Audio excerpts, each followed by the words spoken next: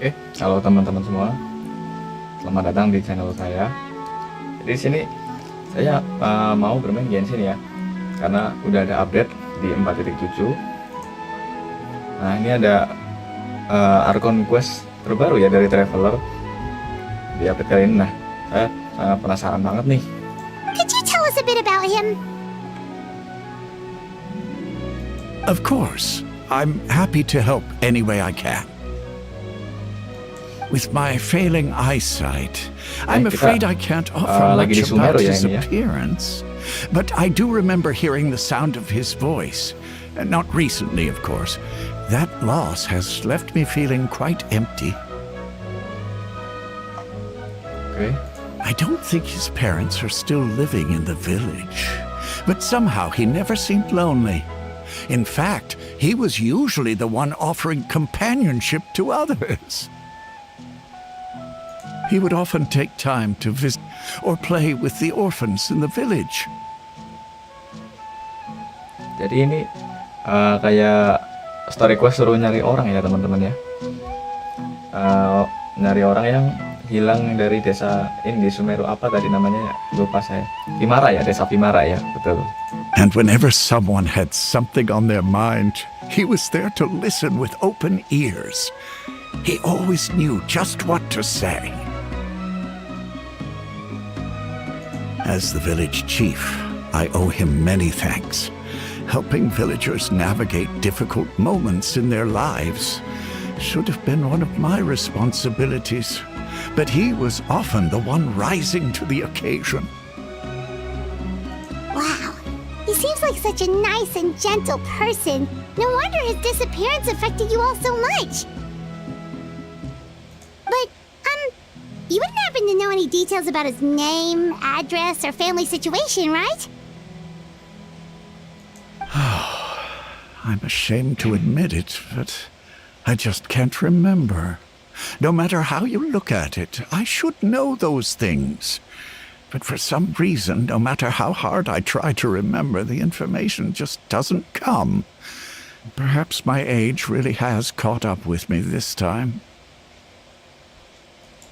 It's okay. There's no need to force yourself to try and remember. We'll figure something out.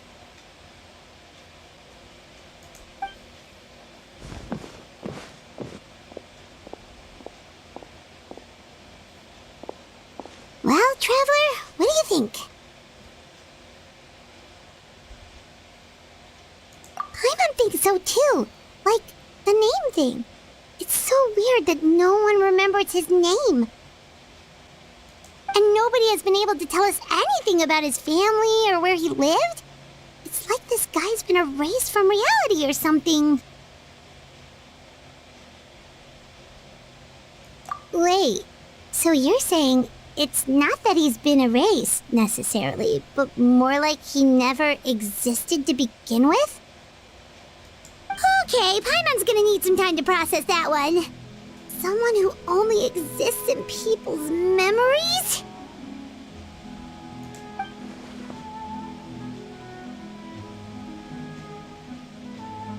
You two are the adventurers who just arrived, right? You're here for the Vimara Village Commission? Yep, sure are. We were just looking into the case. I'm so glad to hear that. Thank goodness you haven't given up. I've been so worried the Adventurers Guild might cancel our commission. My name is Atosa, by the way. I grew up here in Vimara Village. Okay. Anyway, I just wanted to say, please keep searching for a missing villager. I'm begging you. You have to find him. Yeah, no need to worry. We'll give it our best shot. So, were you close to the missing villager? Are there any leads you can give us?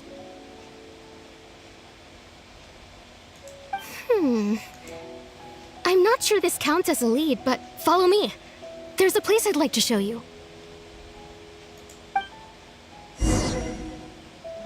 Oke, suruh ngikutin ini ya. Siapa ini? Atosa. Oke, boleh kita ikutin ya. Kita ikutin. Mana dia? Oke.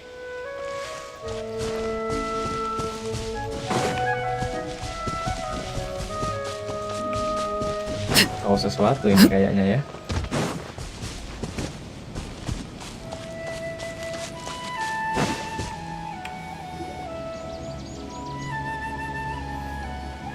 Is this the place? Under this tree? Yep. I know it doesn't look like much, but this place is very meaningful to me. It's so full of memories. We used to always sit together under this tree and talk. Sometimes we would look up at the clouds in the sky or stop to feel the wind against our skin. I was actually adopted by the people of Vamar village. The forest rangers found me in the woods as a child. I was surrounded by such good people, and growing up in the village was so lively. Still, there were times when I couldn't help but feel incredibly alone. Alone? How should I put it? When something's bothering you, or when you have good news to share, you always want to talk about it with somebody. But for the longest time, I didn't know who I could talk to, or if I should say anything at all. Everyone has their own problems to deal with. Even if I might want to confide in others, I don't want to become a burden. Really? You know exactly how I feel? Set panjang banget nih. Aww. Wow, that sounds really nice. You're quite lucky. When it comes to our missing villager, well...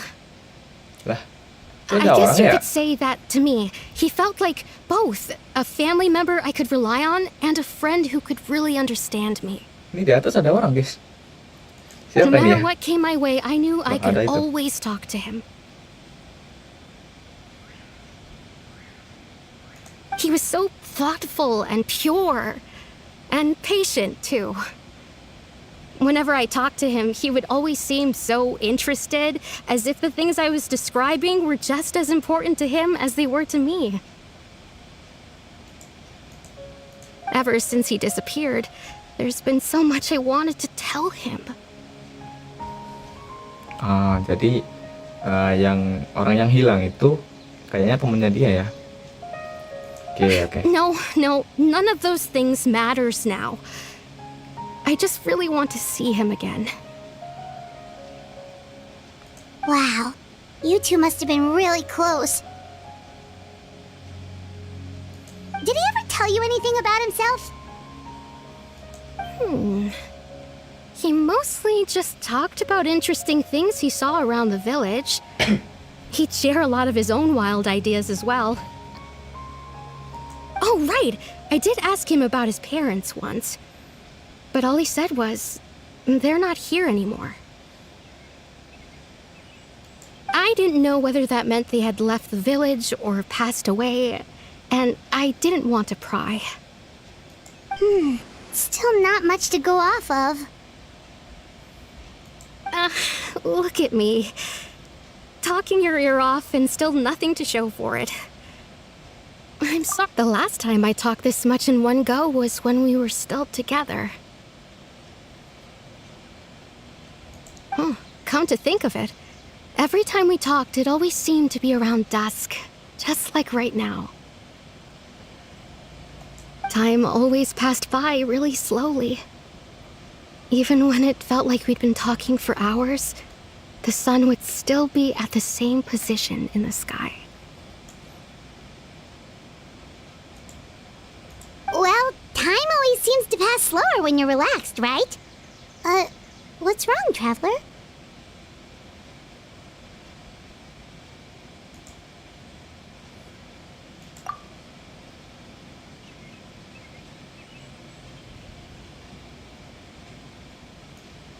Bukan kasus orang hilang biasa. Oke.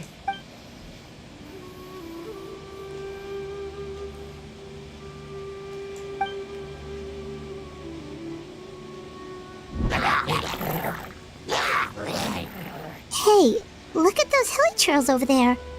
Doesn't it seem like they're acting a little strange?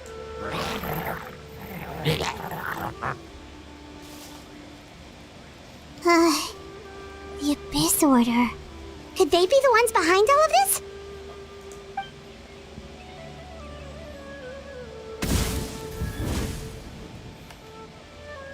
We've been spotted! Quick, get ready to fight! Berantem ya?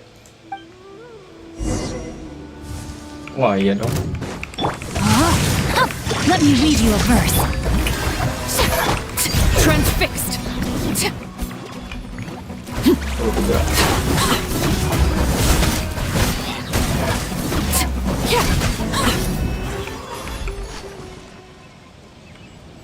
Thank you so much.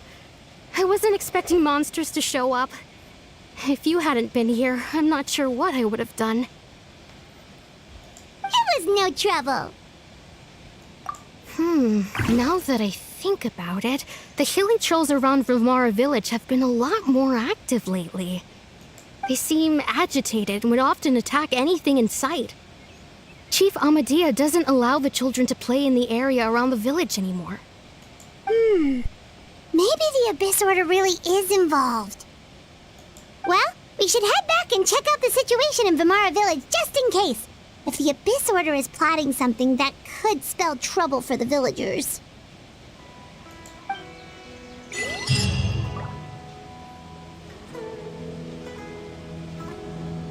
Wait a second. That person! It's Dainslev! Akhirnya coy, kita bertemu Dainslev lagi ya setelah sekian lama guys. Aku juga ini ya, nanti-nantiin si Dainslev ini kelanjutan ceritanya gimana coy. Jadi akhirnya di quest ini dimunculin lagi ya. Buset, udah lama banget nih. Ah, it's you two. Oh, a friend of yours? Well, I'll leave you all to it then. I should head back to the village and check up on Chief Amadea and the others anyway. See you later. Yep, see you later, Atosa!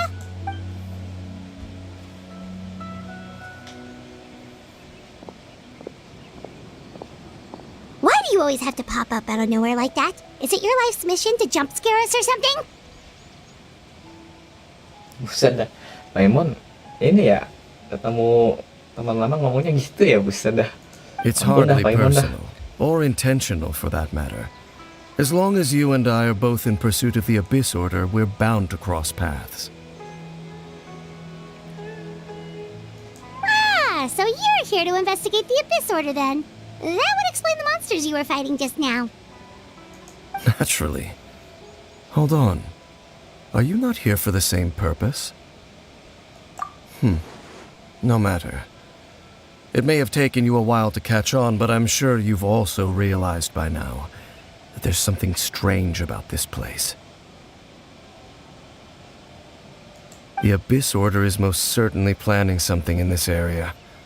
Or worse, their plan could already be in motion.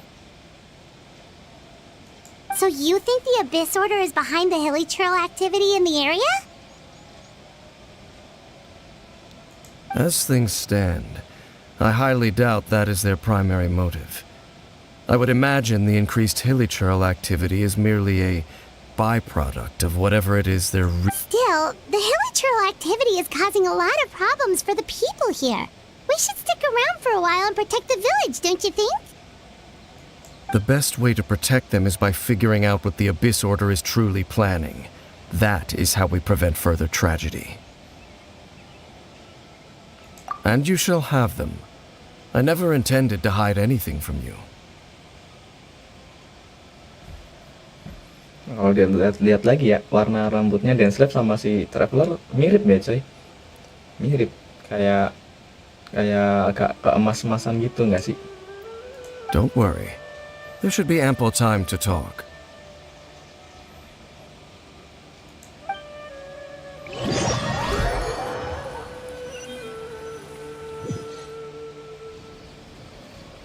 Udah malam nih ceritanya nih. Ah, so that was the commission that brought you here to Vimara village. Someone who seems to only exist in people's memories. That is indeed quite intriguing. I would agree that it's unlikely you have a simple missing persons case on your hands. However, any possible connection to the Abyss Order is still unclear. It appears all we have by way of clues is increased hilichurl activity, and that is certainly not much to go off of. Right! That mysterious voice he heard in his sister's memory. The one who called himself a sinner. Who is he? Sinner, pendosa ya. Aku jadi inget satu orang nih, denger pendosa nih. Traveler, let me ask you this. Do you believe your sibling to have betrayed you? Apa kamu percaya kalau saudaramu mengkhianatimu? Ya bisa dibilang begitu kan. Buset. I sense hesitation in your words. After all, you still haven't figured out the whole truth of what happened. There's still hope for the two of you to reconcile.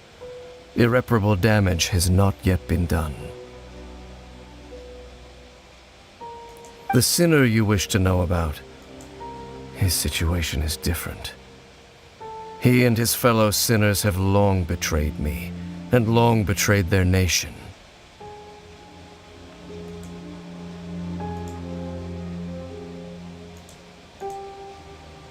His name is Vedrfolnir. The The Visionary. Siapa itu The Visionary? The Visionary. Vedrfolnir. Susah kali namanya. I'm loath to admit it, but he is also my kin, my older brother. Buset, kakaknya Denslave ya? Siapa tadi namanya? Lupa aku dah. Susah namanya coy. Kakaknya Denslave, oh gitu. Sama orang kayak Henry ya dong berarti ya? Your brother? Henry. There were 5 of them, the 5 sinners of Kanria. Oh, bukan pendosa yang itu ya, beda ya. Ini pendosa dari Henry ya, oke. The wise, The Roptati. Wise. The Oh ini yang tadi Visionary, The Visionary. Gold, Rendotir. Reindotir. The Why- foul, Sertologi. Rendotir bukannya itu ya? And Rehir of Anggota- Solnari, Rerir. Anggota itu. Anggota apa sih? Harbinger. Sama yang Surtalogi ini The Foul. Itu gurunya Skirk ya kalau nggak salah ya. Kemarin di Archon Quest kayaknya dijelasin gitu, kalau aku nggak salah sih gitu ya. Saya ingatku sih gitu. No matter how eroded my Coba deh, memory may become, lanjut. I will never forget their names. One day, I shall have my vengeance. Wait, some of those names sound really familiar. Rhine is the one who created Albedo. Iya betul kan Surtalogi is Surtalogi. Skirk's master. Iya betul, Surtalogi ini gurunya si Skirk ya. Dan Dotir yang referensi Albedo. And the one we just learned about, Dane's brother, Vedrfolnir. If he was the voice of the sinner, then the one who inspired Clotar to create the Abyss Order was him. Yang bikin Abyss Order si dia, si ini. Ini yang bikin Abyss Order. Oh gitu toh. Berarti semuanya udah mulai jelas nih. Udah mau tamat nih Genshin berarti ya. Kalau ini baru berarti tablet batu yang terkembang konten yang isinya ramah tentang bencana konten juga sebanyak kan betul. They were once people Oh, of great gitu. esteem in Kanria, those who carried the hopes of the nation. They were the best of their peers, outstanding in their respective fields. 6 of us, together. We should have been the ones to prevent the disaster.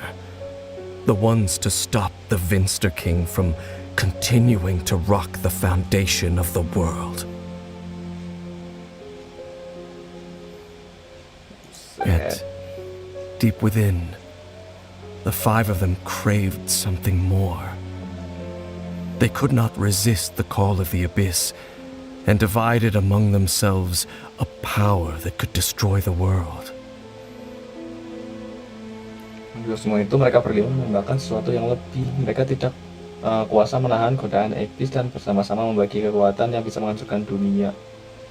So they became sinners, but also transcendent beings, each in possession of world-shattering power.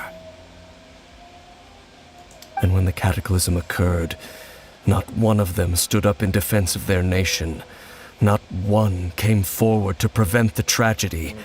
And for that, they shall never have my forgiveness. Oh, jadi si saudaranya Traveler ketemu kakaknya Denslav ya? Saudaranya Denslav ya tadi ya? Indeed. Ya. If they are not stopped, the day is sure to come when they will also betray the entire world. Loh, berarti ini kayak perang saudara ya? Jadi saudaranya Traveler ketemu saudaranya ini. Jadi pihak musuh dong berarti. Saudaranya ini sama saudaranya Traveler ya? Berarti kayak perang saudara ya? Kacau juga ini. Of course. As I said, I never intended to hide anything from you. So, Dane, what have you been looking into all this time? I've continued to investigate the questions surrounding the Loom of Fate. It's been quite some time since the initial operation was launched. By retrieving the eye of the first field tiller, we were able to stop part of their plan from coming to fruition. Oh, Paimon remembers! Weren't they going to use it to corrupt Osial and make a god or something? Indeed. However, it's obvious that was just some sort of technical experiment. The eye was integral to their plan, yet somehow, despite failing to obtain it, they've skipped the experimental phase and found some other way to keep moving forward.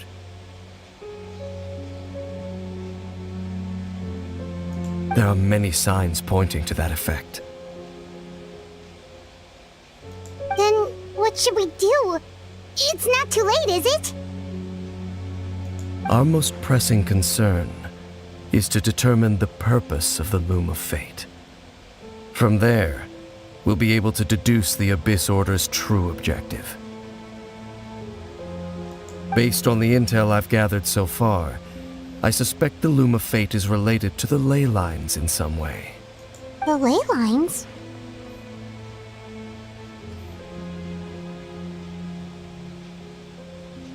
Traveler, you were able to observe your siblings' memories last time, yes? I believe my recent investigation has shown that Abyss Order activity in a particular area is usually followed by a series of issues with the ley lines. Wait, then our commission here in Vimara Village, the person who seems to exist only in people's memories, could it be connected?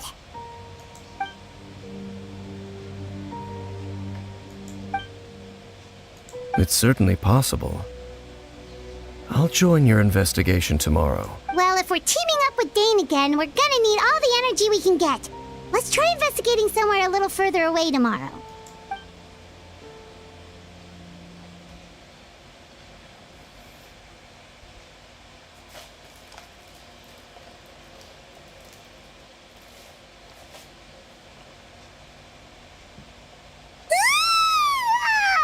So tired. Paimon used way too much brain juice yesterday. Well, let's go find Dane. We've got... Ini lagi asik ya. Buset dah. Buset. Hai. This is such a great place for a vacation.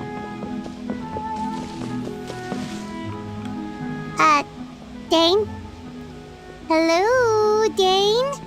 Why are you just zoning out over here?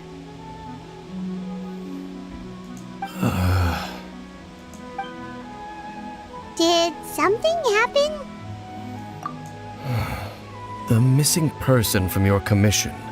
Could you describe them to me? Tolong beritahu, kita aja nggak tahu ya. Kita tanya penduduk aja ngangung-ngangung doang. Oh, young guy? Early 20s? Seriously, Dane, what's going on? There appear to be certain memories in my mind that weren't there before. Memories of him. Him, tadi laki-laki. Kakaknya kah? Maybe we just talked too much about him yesterday and you had a weird dream or something? No, it wasn't a dream. They're memories. Memories that suddenly appeared in my mind after I woke up. And I'm certain I've never met this person before. I remember handing him the eye of the first field tiller. What? Okay, so this missing person definitely has something to do with the Abyss Order then. Indeed. And it appears he possesses the ability to implant memory. Wait then. All the memories the villagers have of him, could they be fake too? But why would he do something like that? Whatever the Abyss Order is planning, an important truth has been revealed to us this morning. What sort of truth? That their goal is still to obtain the eye of the first field tiller. I am the only person who knows its location. Perhaps implanting that particular memory was an attempt. Your concerns are not entirely unfounded. I don't believe the Abyss Order is capable of altering reality like that just yet. However, considering their single-minded pursuit of the eye, I would say an equal level of caution is in order on our part. Come with me. We must check whether the eye is still in our possession. Oh, so you're going to take us to where you hid it?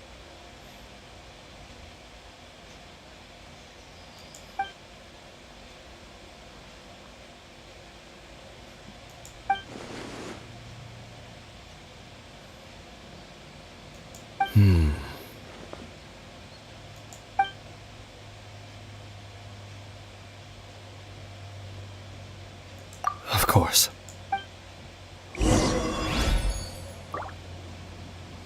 Oke. Lanjut ke buset. Dekat Kesem ya?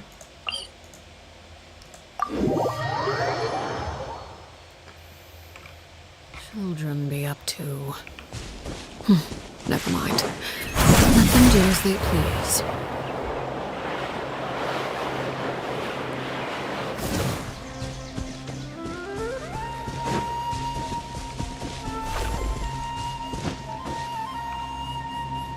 So you hid it way out here? Not an easy place to discover, that's for sure. Well, let's go check to see if it's safe. Traveler, wait.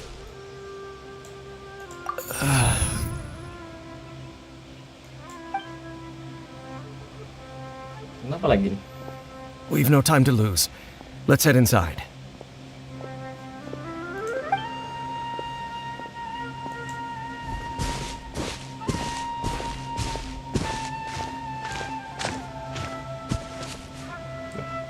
Hey, wait up!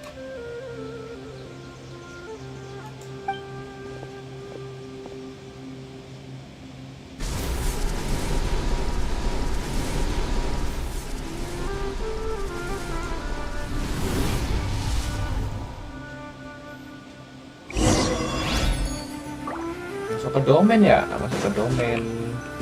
Karakter udah bener gini aja. Api, oke. Udah, gini aja ya.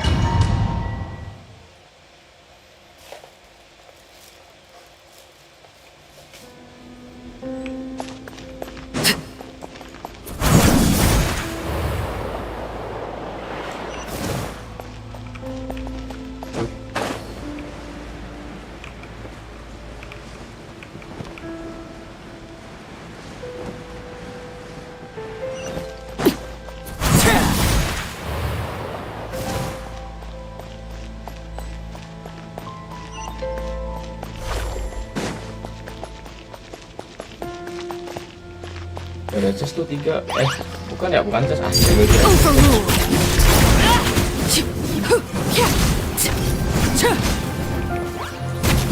Know my sword. Witness the power of Gugwa.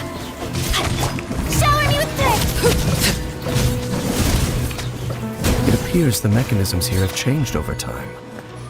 You can access the upper floor through the side door. Perhaps you should try reactivating the mechanism over there. Oh, harus ngaktifin mekanis. Hasil dong ini. Apa? Hasil dong. Tadi ada sesuatu nggak sih? Siapa tuh ada chest nyelip gitu. Nggak ada ya, nggak ada. Oh ini.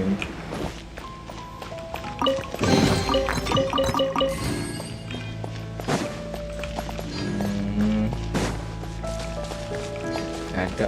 Oke, lanjut aja.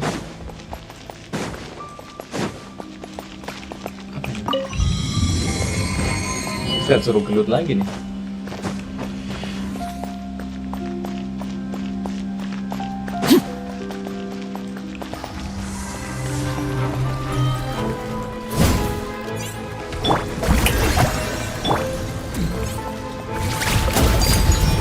Rain outlines your fate. Let me read you a verse. Huh?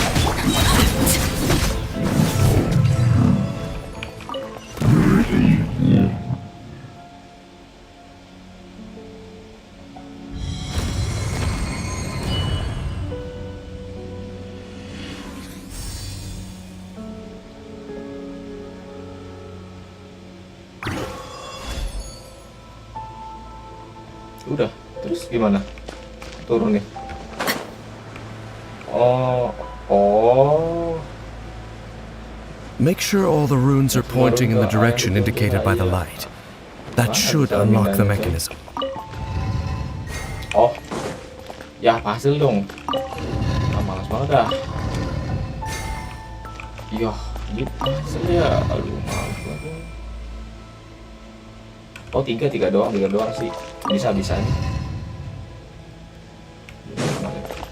Oh, gini. Salah ya, salah. Sorry guys. Nah, gini. Nah, itu ya. Udah kan. The door's open. Let's go. Our destination is just up ahead.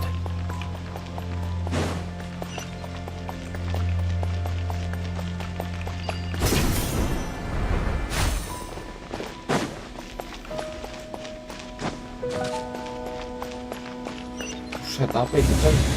Oh. Patung ya? Patung gede coy. Patung apa ini ya?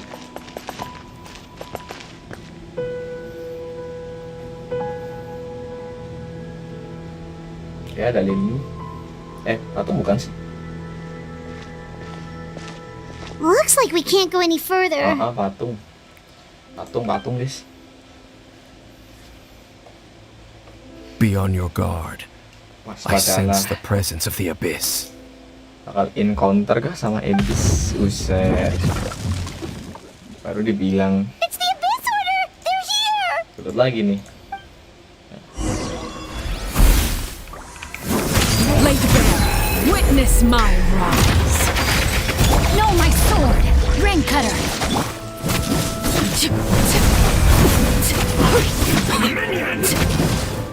Loh, gitu.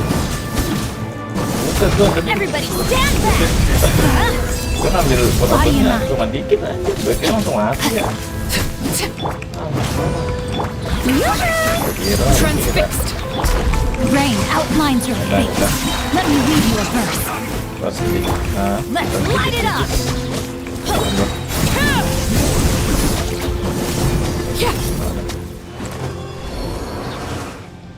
Just as I suspected. The false memories were a trap. The Abyss Order just wanted to follow us here. Now that they're in the vicinity, we should have a chance to see. Untuk apa? Dane? What's wrong? Can you feel that? There's been a disturbance in the ley lines. It must be the work of the Abyss. Wow, you must be really sensitive to that sort of thing. You too. Do as I say. Use that mechanism over there and leave this place. The Abyss Order is putting something in motion. If you return to Vimara Village, I suspect just think of it as a way to divide and conquer. Pakai apa nih kita?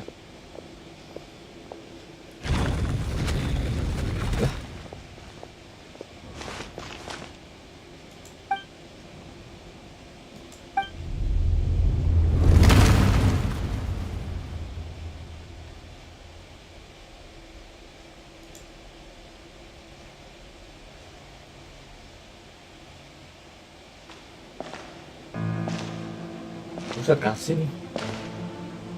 Siapa ini yang jalan? Oh, jangan-jangan nih kakaknya ya.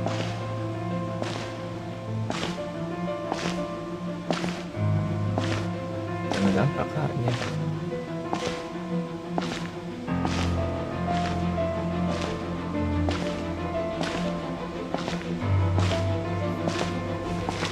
Epic. Oh. Okay. I knew going along with your trap no would be the idea. only way to meet with you face to face. Oh. Siapa sangka, guys? Gue kira kakaknya Den ya. Travelernya udah pergi, Cok. Ya elah, nggak ketemu lagi dong. Nggak jadi tamat Genshin. Yaudah. You risked your safety and that of the Eye. That's quite the gamble, Dainsleif. But I believe that I am the one walking into a trap laid by the Twilight Sword. So you came here all on your own? What about those followers of yours? When the Twilight Sword is prepared for battle, any army I could send would only be marching to their doom. Better that I face you alone. Twilight Sword julukannya Den ya, Dainsleif ya. I know you must have a lot to say.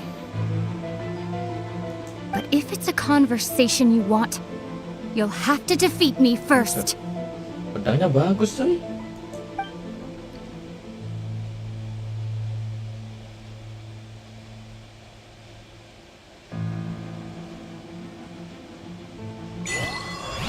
Wait, what? Kepiye traveler lagi kah? The Abyss Order's on the move. The ley lines are all out of whack. We better hurry back to Vimara Village and see what's going on.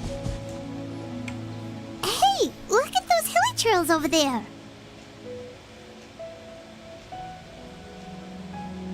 Weren't they acting super agitated just a little while ago?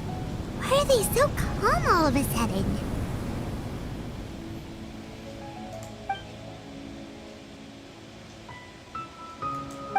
In the New World, they bade farewell to the shrouded sun. At last, they no longer needed to dwell on their suffering, or try to differentiate between various thoughts of blasphemy. Such was the price they paid, and thus their souls became cleansed and pure.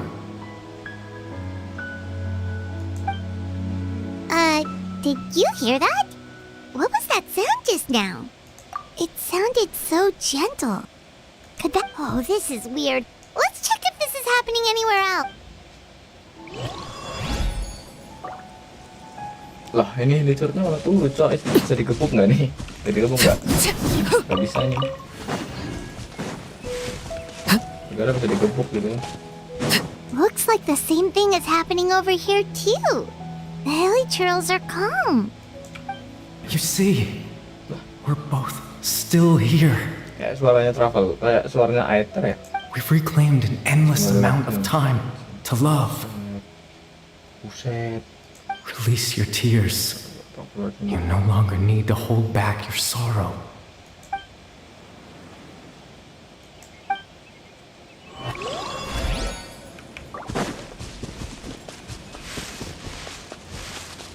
Over there.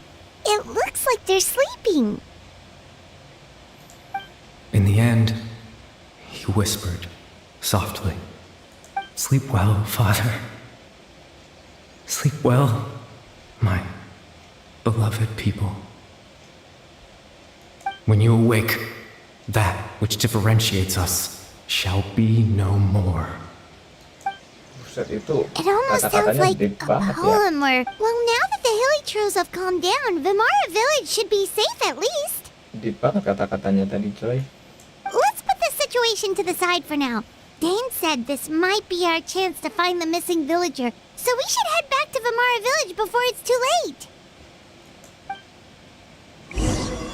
Bentar, aku mau cek ini deh.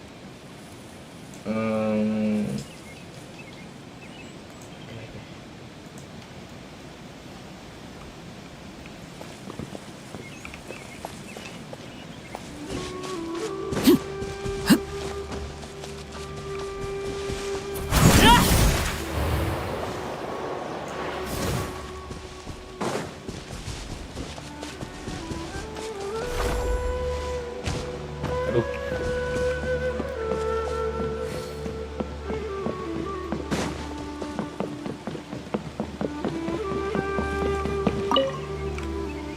Grandpa Medea, is everyone all right? The Abyss Order seems to be up to something nearby.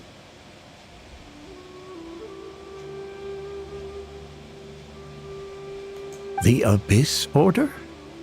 This is the first I'm hearing of it. Thank you for your concern, but as far as I'm aware, it's been business as usual here in the village. Well, that's good to hear. Oh, also, you didn't happen to come across any clues about the missing villager while we were gone, did you? Someone's gone missing, you say? Who would that be? Huh? Well, you know, the young guy from Vimara Village. The one you've been looking for all this time. That's kind of the whole reason we're here, actually. Your Missing Persons Commission. Ah, I do apologize, you two. I hope I'm not worrying you. At least right now, I can't seem to recall whatever it is you're referring to. Perhaps you should try asking someone else. Kok malah jadi pada lupa nih, gimana coy? But how is that? All right. Thanks for your help, Grandpa Amadea. Gimana aja sampai bete, Cek. Something's definitely not right. We just talked to Grandpa Amadea about the missing villager. There's no way he could have forgotten all about him just like that. What do you think, Traveler? Could everyone's memories of the missing villager have been erased again? You're right. We should narrow down the possibilities first.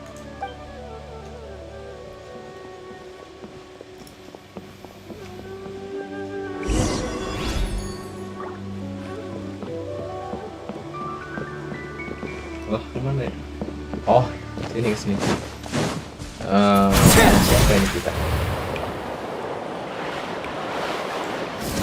Ram. Yang tadi pertama ketemu ya? Someone's gone missing? Who? Beneran dong? Dihapus ingatannya. Just as expected. That guy you said a bunch of nice things about earlier? The one you always used to chat with.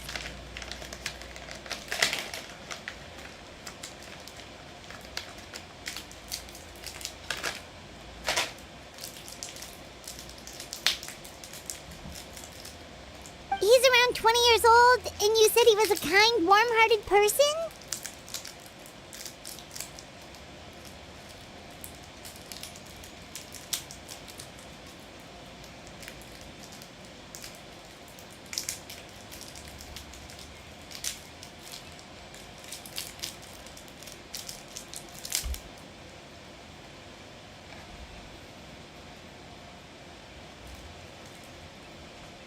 Oh, I know who you're talking about.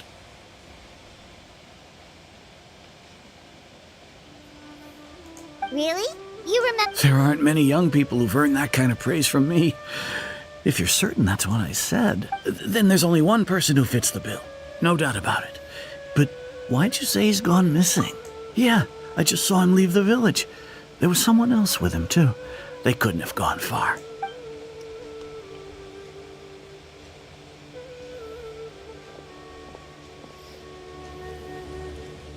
Strange. Bayram seems to remember him. And apparently he just saw him?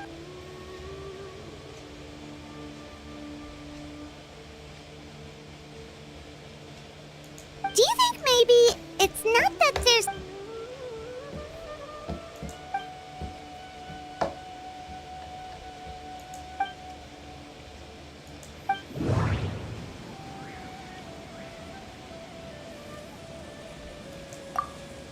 If we really did travel back to a time before he disappeared, that could explain... Time travel is extremely difficult to perform. If this person only exists in people's memories... Right! Paimon totally forgot about the ley line disturbances. We're in someone else's memory.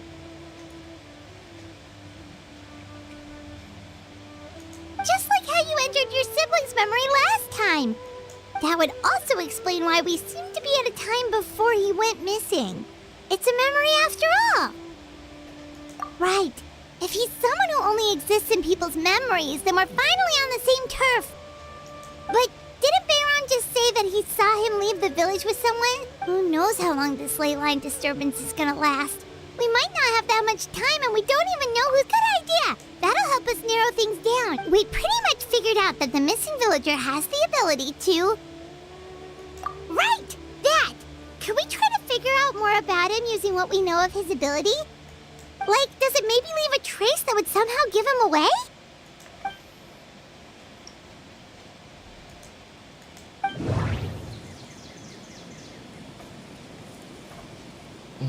Aku coba udah kenapa lagi nggak lupa. All the memories. Yang sih? No. Bukan ya? Yang ini berarti. If time was a. No wonder! All this time and the sky hasn't changed a bit! That must mean time isn't passing! That's the tell of the fake memories!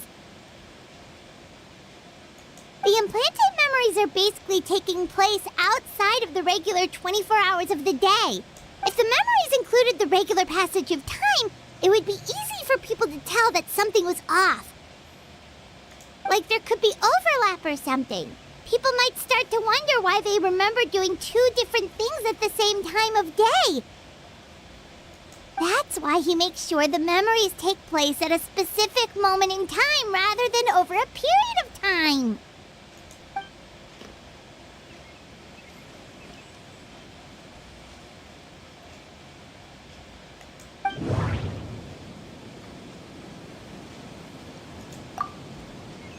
The color of the sky coincides with the moment in time.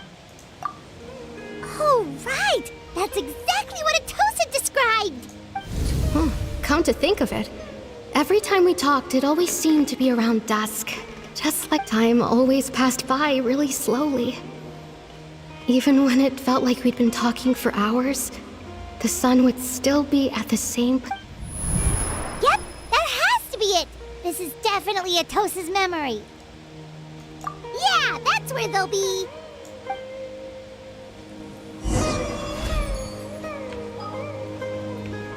Nggak bisa teleport.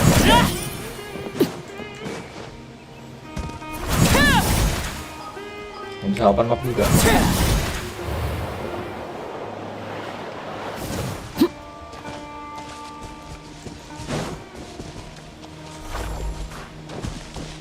Ini kah?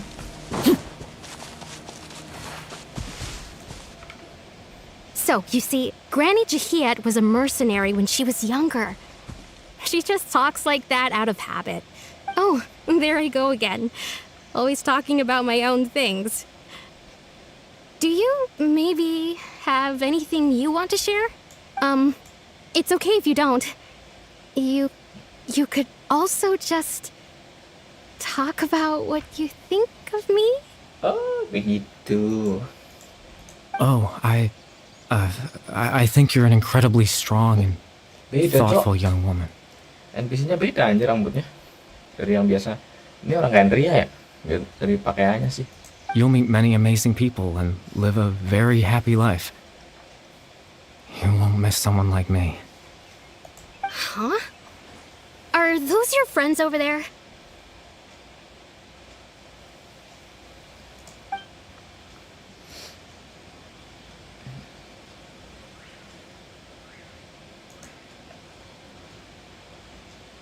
Oh, right! This version of Atosa hasn't met us yet. Friends? I guess you could say that. It must have taken them a lot of effort to find me. So, I should see what they need. I'm sorry, Atosa. We'll have to continue this conversation another time. Another time, huh? Yeah, okay. I'll head back to the village then.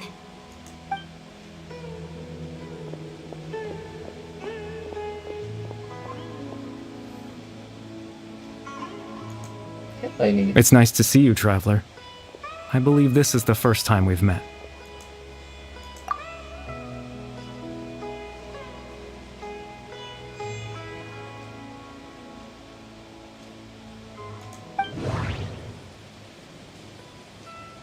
Wah, siapa, Cok? Ini. Dane's brother, one of the 5 sinners of Conria. Kekuatan epis. No, Bukan. and that Ini. born into abject sorrow. Iya. You're Kari Bear Alberic. Oh. You know me? That's quite the surprise. I don't believe I've met you before. Oh, I see. It was the memory, wasn't it? Your sibling's memory. You saw the me from back then. This is Atosa's memory. I came here to say goodbye to her. But I suppose I'll just leave her a message instead. Come, let's find somewhere else to talk. Oh, sepertinya panjang nih quest ya. Waduh, waduh, waduh.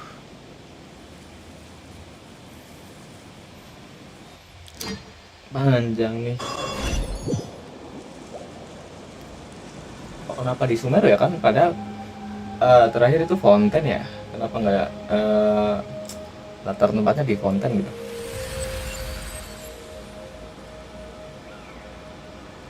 Di mana coy?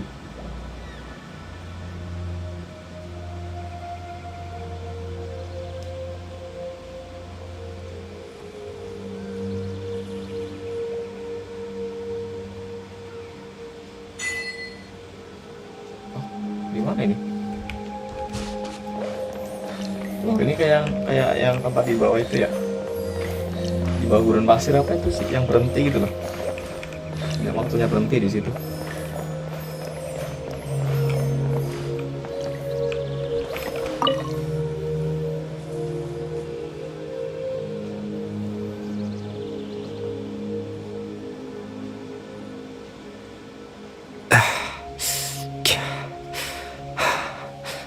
I suppose you could call it the realm of my consciousness.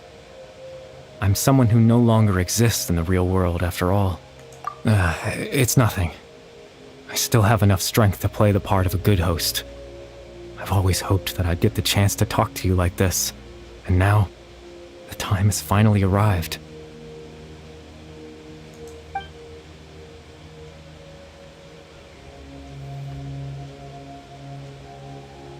Extreme sorrow and pain, hope and regret coursing through your veins, and a degree of abyssal power that defies comprehension.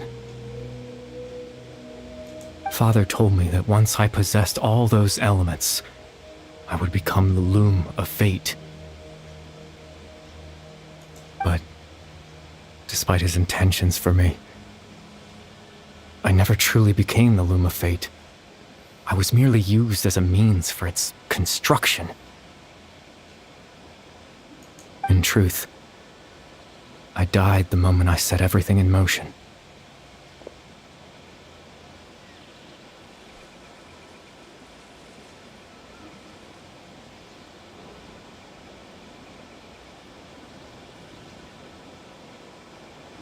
The person you see before you now is nothing but a remnant of consciousness left over within the loom of fate.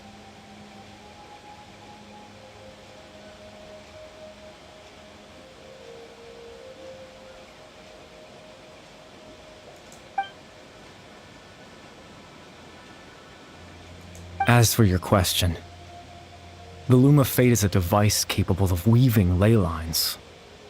In its primitive form, it can only be used to create and implant memories.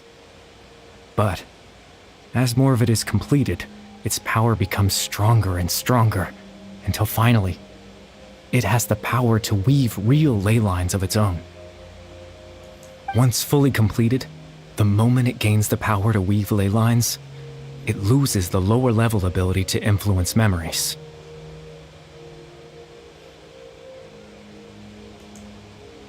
But it also becomes a tool that can change the entire world. Yes, I have the ability to control the loom in its semi-completed form. I suppose you can think of it as a form of compensation. After all, its existence cost me my life.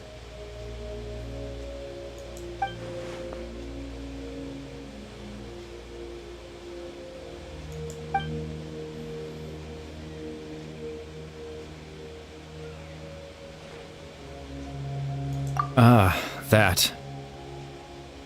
I was wrong to implant those memories. I'm sorry I caused so much trouble. I just wanted them to feel like I once existed in this world. As if...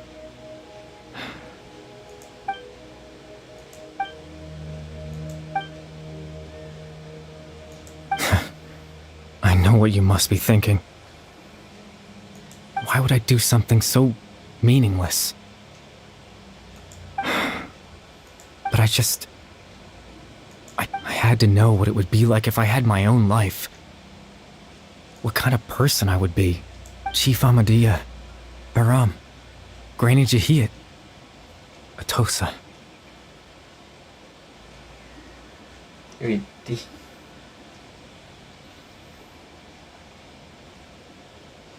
What would it be like if I could live alongside them? No cataclysm, no curse. Just a quiet life in a peaceful village. I was curious, so I selfishly tried to have my own life. Even if that meant piecing together the version of myself that could have been. One memory at a time. I know it sounds stupid. After all, my life ended a long time ago. Any chance at living was stripped away from me when I was 8 years old. My consciousness left to mature in an illusory world of nothingness. Even the form you see before you was nothing but an invention based on my father's appearance. An imagined version of what I would look like.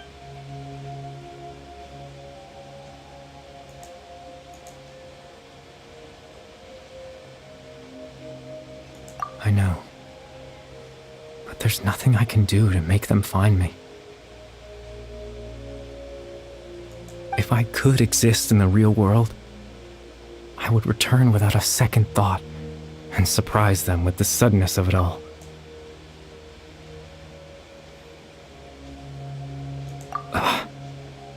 I know.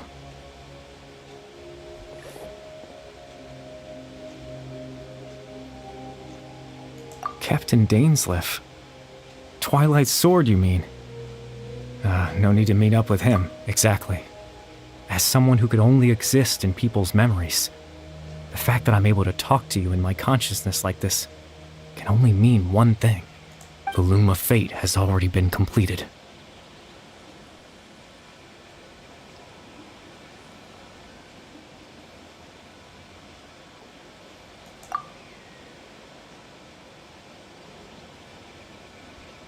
No need to worry about Captain Dainsleif. He's absolutely fine.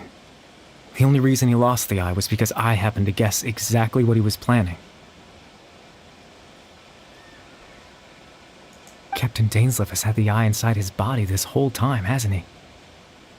His plan was to lure the Abyss Order to a false location, capitalizing on their pursuit of the eye in order to have the chance to confront the princess. He would then hand the eye to you and tell you to take it away from that location. That way, Captain Dainsleif could accomplish his own goal and ensure the safety of the eye all at once. A very thorough plan. That's right, because in his mind, he had given it to you already.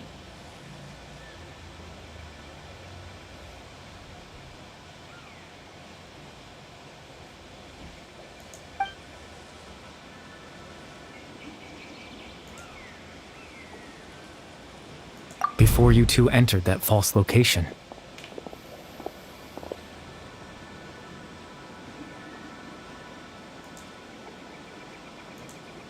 Traveler, wait.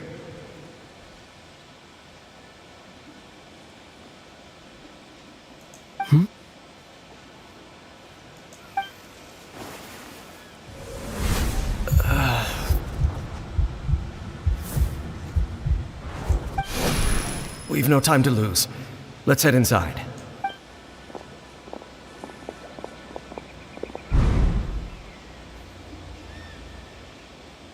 That was when I implanted the memory of him handing you the eye.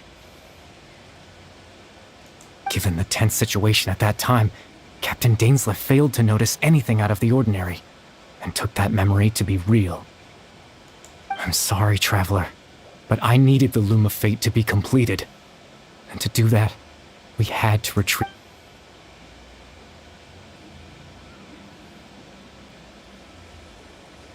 I promise I'm not trying to conceal anything from you, but I truly have no idea what the princess is planning. Tevat's ley line system is deeply entrenched in the planet. Creating new ley lines can neither replace nor extend the ones that already exist. In the face of everything they could be planning, I fear I'm too insignificant. In any case, I had my own use for the Loom of Fate, and my goal, at least, you remember my father, don't you? Clotar Alberic. After he used the power of the Abyss to restore consciousness to my hilichurl form, I suffered. To comfort me, my father told me a story. That this was a fairy tale world, where that story managed to dispel my fears. Even if just for... My goal was simple. To use the Loom of Fate in its near-completed form. To implant a specific memory into the minds of the hilichurls. In that memory,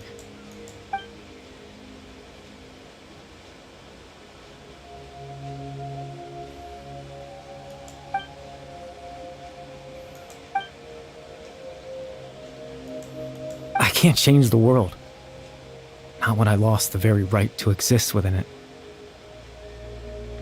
All that's left of my existence is a wisp of residual... But now, the bedtime story...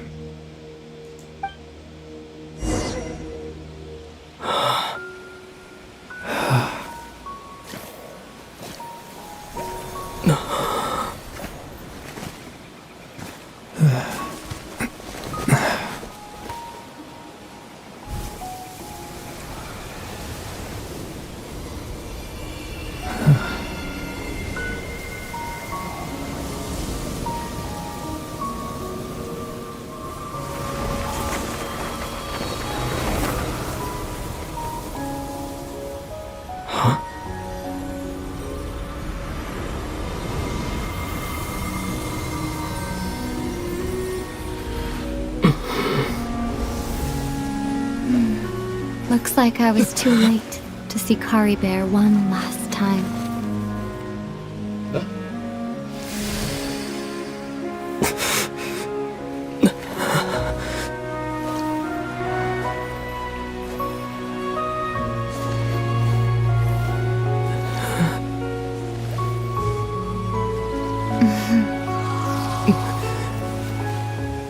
Kari Bear's consciousness is gone, and this space will soon disappear along with it.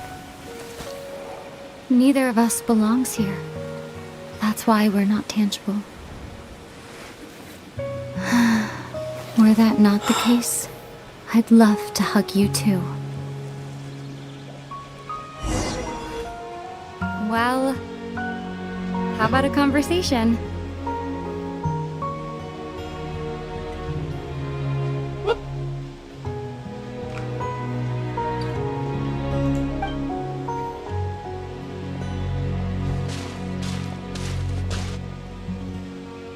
The chance to just stop and talk like this is certainly not easy to come by. Wouldn't you agree?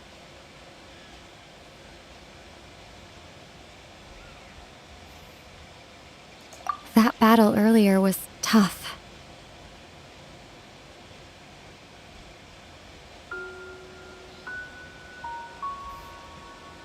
The one against Dane, I mean. I didn't expect that after everything, he would still hesitate to raise his sword against me.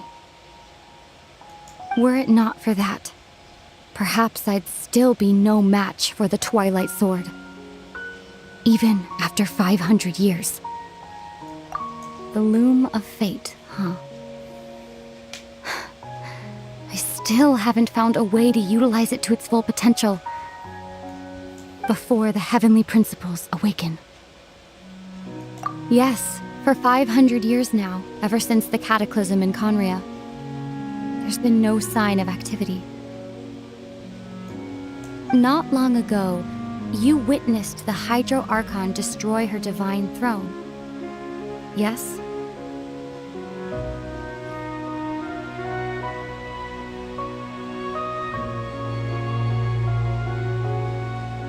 Such a flagrant disregard for the rules, and still Celestia took no action. I suppose that's proof enough of the Heavenly Principles situation. However, the Heavenly Principles will awaken. We just don't know when that will be. Or you could say that. Just look at Kari Bear. He was so pure and single-minded. The space we now find ourselves is a perfect representation of who he was. Quiet and peaceful. Even as a hilly churl, seeing the terrible sight within the mirror wasn't enough to taint his spirit. He brought comfort to the people of this world, even though he was denied the very right to be a part of it. So ask yourself this. Who was it that deprived him of that right to exist? Of course, that's only one example. My feelings about the Heavenly Principles are too complicated to explain in just a few words.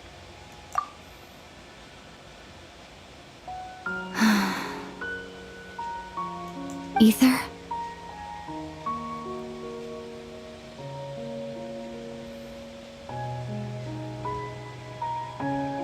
You're the only one in this world who calls me that.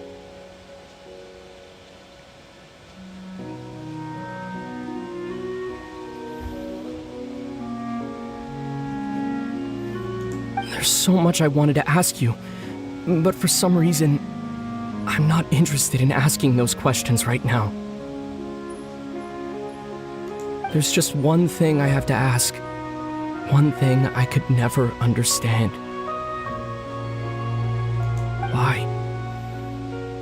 Why can't we continue our journey together?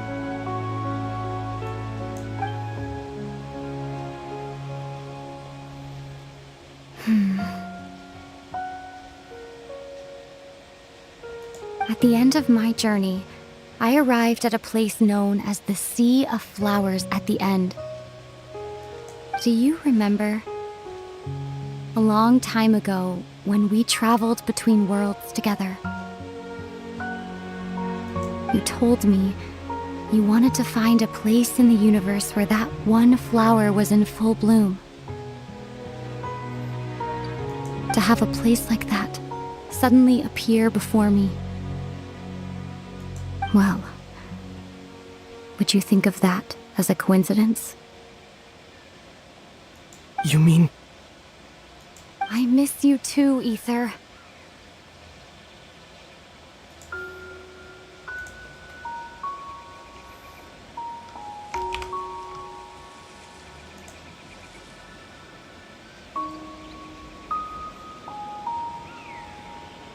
But as this war continues to rage, and as I continue to seek that final answer, I don't even know how to face myself sometimes, let alone my own brother.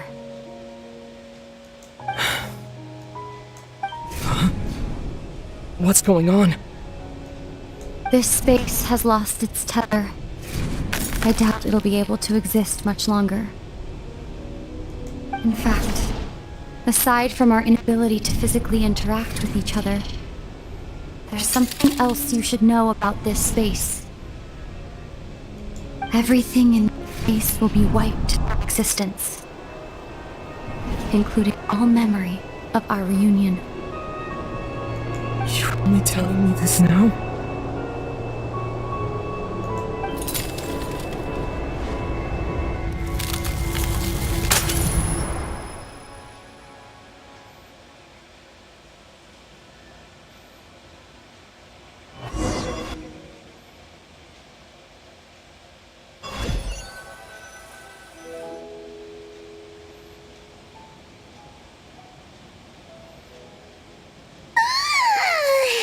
Still so sleepy.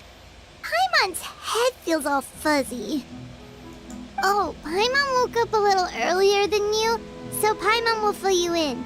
The villagers said that they saw us sleeping near the... Oh, and Dane came by just now. It looked like he was injured. He didn't say anything, though. Just made sure that you were all right and left. Kinda seemed like he had a lot on his mind, but that's Dane for ya. Let's think for a second. We were in that memory, and we saw that guy you called Kari Bear. He was the missing villager that we've been trying to find, right? And after that, Paimon doesn't remember what happened. Wait.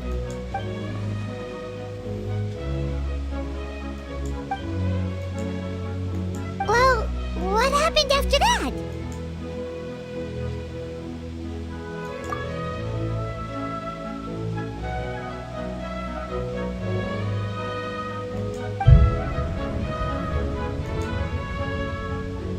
Ah, there you are. Sleep well? Bayram, you sure seem happy. Did something good happen? Something good? Huh. It's just that, well, the village organized another search party yesterday. So there we were, searching away, when suddenly this one guy, according to him, one day around dusk, he was passing by this one tree outside. There he was, sleeping under that tree all by himself. His parents came a little later to wake him up, and they all left together. It looked like quite a happy family, apparently. And after that, well, we all started to feel like that really is what happened. Oh, and we also remembered his name, Kari Bear. Now, that's not a name you hear every day. Would have been helpful if we remembered it sooner. Well, I hope he's happy wherever he is. And we're all... Seems like everyone thinks Kari Bear left the village. Paimon didn't see her in the village. Mau siapa lagi nih? Waduh.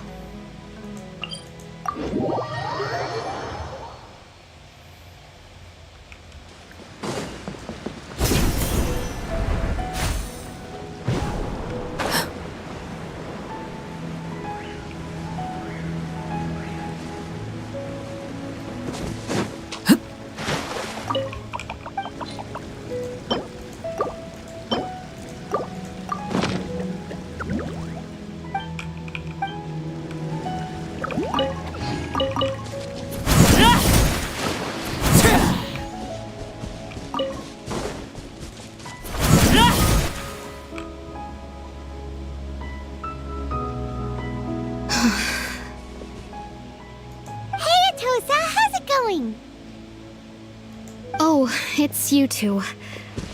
I was just about to go looking for you. I wanted to thank you. I was part of the search party, so I remember what happened to Kari Bear now. Honestly, I just can't believe I forgot something so important. It's funny, but I have this feeling he told me the same thing. I just can't seem to remember when. I guess it doesn't really matter anyway. Life is made up of I'm just happy I got to meet him.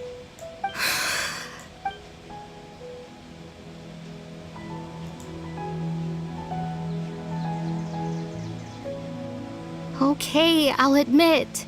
I'm just putting on a brave face. I was dumped, wasn't I? Otherwise, why would he just leave like that without saying goodbye? You don't need to comfort me. I'll be okay. It's just like Kari Bear said.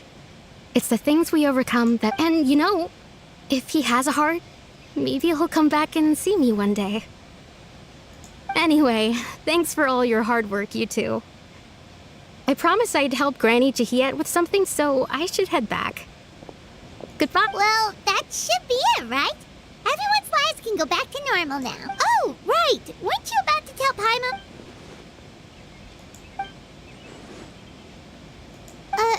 A picture? Where'd that come from?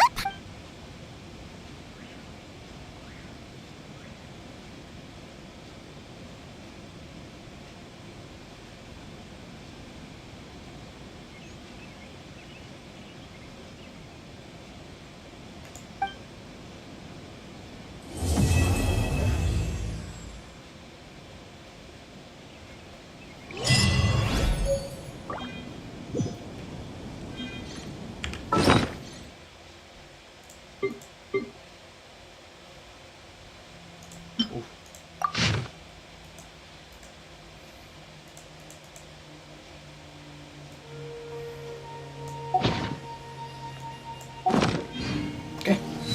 nampaknya udah habis coy. Archon Quest Traveler versi 4.7. Apakah mau sekalian story questnya keluarin? Boleh deh ya. Sekalian. Oke. Tapi bentar deh, ke toilet dulu.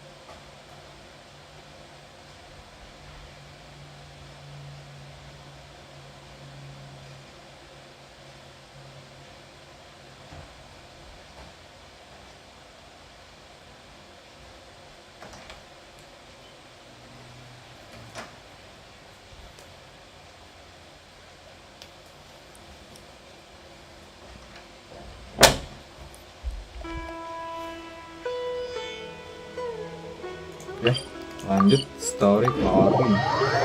Ini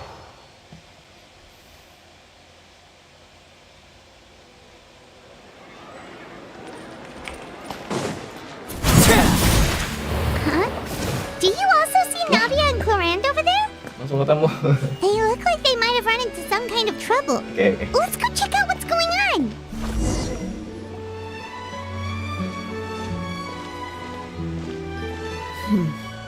Still no dice? Not at all. And I've asked pretty much everyone in the court of Fontaine already. Lynette's ears drooped as soon as she heard that we'd have to be out and about for days on end. And Fremine, he hid himself under his helmet as soon as he realized there'd be people around that he didn't know. What about Chiori and Charlotte? I feel like both of them would be more than up to it. I've asked them already, but they're both pretty busy right now. I just gave the members of the Spina a few days off, too, so I don't want to bother them either. This is getting pretty difficult. Navia, Clorand, what's up? Oh my. Well, if it isn't my dear partners. How are you all doing? Huh. Navia? Huh? Oh, you mean... Yep, this is our chance.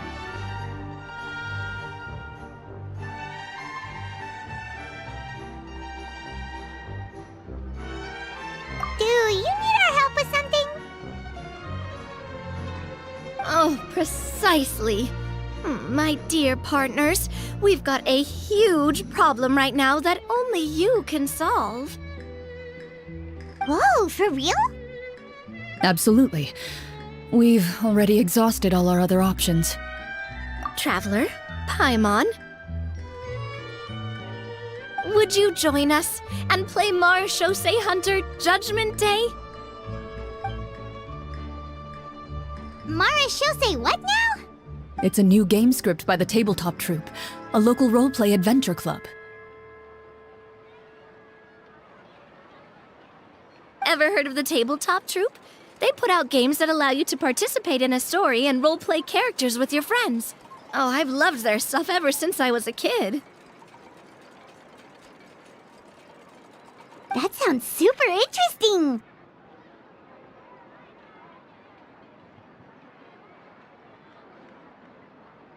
Clorand and I are both veteran members of the club. Recently, someone came up with a new script and was looking for people to help playtest it for them. And when they asked, of course I couldn't refuse. I mean, come on! A brand new script? Nobody has ever played it before. Generally speaking, scripts at that level of development have a lot of issues, but I think this one is pretty solid. The author obviously put a lot of work into the story, and the world building is also quite credible. Whoa, whoa, whoa! I know I was the one that handed you the script, but some of us haven't read it yet. No spoilers, please. Anyway, the script calls for a team of 4. Ah, yes. We're missing one final player right now. So, you're saying you'll help us out? I knew I could count on you, partner.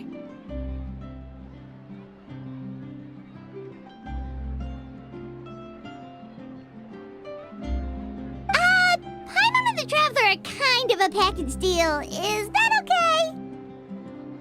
That's not a problem. I'll adjust the pace based on the actual number of players and ensure that everyone has a good time. Well, Traveler, what do you think? Wanna play? Paimon will follow your lead. Well, that solves our problem. You have our thanks. Woohoo! I'll go grab the script manager from the club right away. The script manager? Didn't you just say that you gave Clorand the script? The club introduced a completely new kind of gameplay for the script. In this iteration, the Game Master's version of the script is incomplete. The script manager provides the next part of the script only after players have completed the current list of objectives. On top of that, in order to increase player immersion, the club has created some of the story's sets and scenes in real life. We'll only know where we should go once the script manager reveals the starting location. Wow, you're right. Whoever wrote this script really did put in a lot of work. And it's got a real healthy amount of suspense, right? I mean, even the GM doesn't know how the story will end. I look forward to experiencing it with you all. Why don't you go meet up with the others first? They should all be waiting at Chioria Boutique. I'll come over with the script manager as soon as I find them. Sounds good. Remember to always watch where you're going, and don't rush. You say that like I'm 6 years old or something. Let me think. What kind of character should I play this time? I just hope you'll pick up some useful skills this time. Oh, and stop trying to persuade every animal you come across.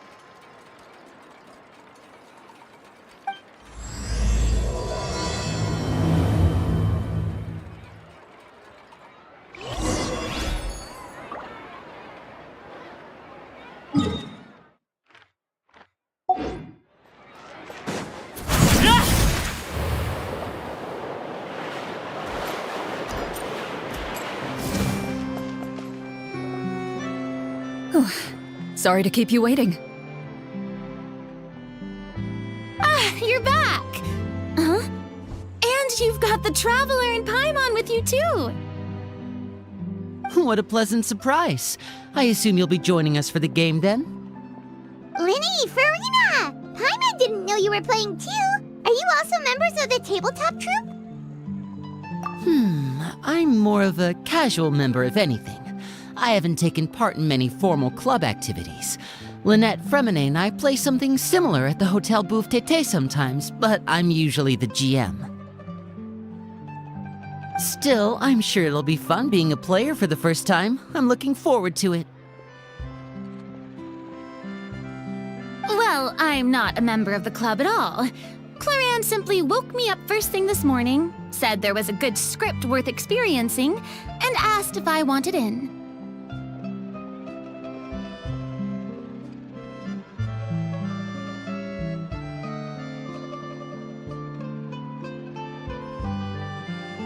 If you're interested, I can give you a referral. That should give you a 40% discount on membership fees. I think I'll wait to see how this experience plays out first, especially when it comes to the quality of the script. If it's sufficiently fun, then I'll join.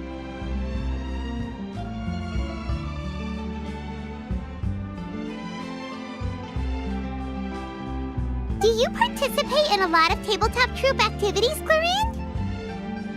You could say that. She's actually one of the few senior game masters of the troupe.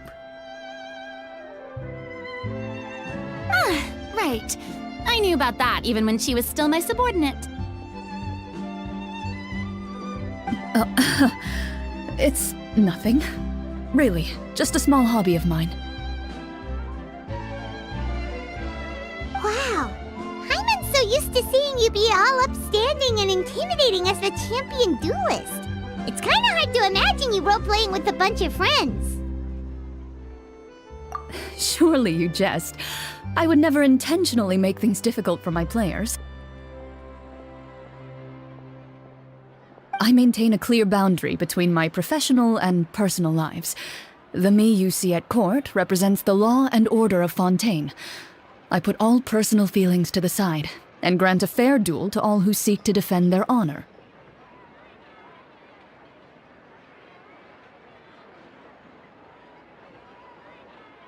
But in my personal life, I'm just an ordinary person. Someone who feels anger and sadness, just like everyone else.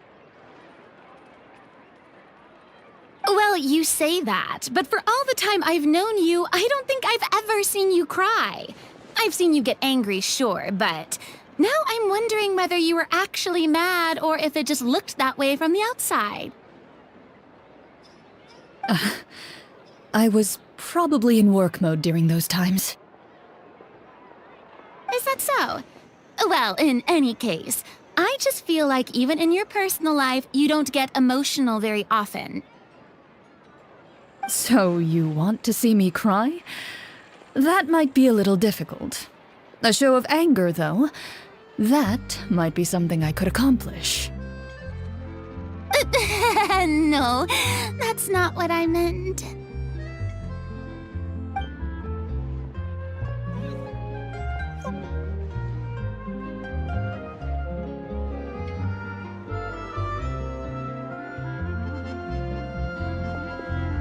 I'm back! Here, allow me to introduce you to the script manager, Mr. Florian. Pleasure to meet you all. Hello! Wait, are you a champion duelist too, Mr. Florian? Oh, no. This is just the costume provided by the club. I occasionally play a few of the roles in my scripts. That sounds like a lot of work. It's nothing. It's the least we can do to give the players a more immersive experience. Anyway, allow me to give you a brief introduction of the script.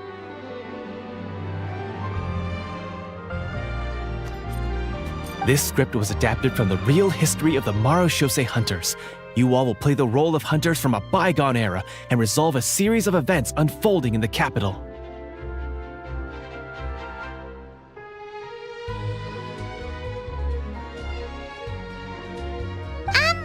Paimon's not super familiar with the history of the Marechaussee Hunters. Is that a problem? Oh, no problem at all. I can give you a brief rundown. So, basically, Marechaussee Hunters were people who dedicate themselves to hunting monsters and protecting the city by using us. Their story can be traced back to the ancient Remurian dynasty, as well as the first hunter, Cassiodor. But I'll leave the finer details for you to seek out and discover later. Mm-hmm. And I'll provide additional commentary as the story progresses. In that case, brave hunters, are you ready to set out on an unknown adventure? Whoa, Just one sentence and it's like we're in the story already! Aha! I see many a determined gaze before me. Very well. Head over to this location and begin your heroic journey. So, as we follow the story, it leads us to specific scenes? Ooh, sounds pretty innovative.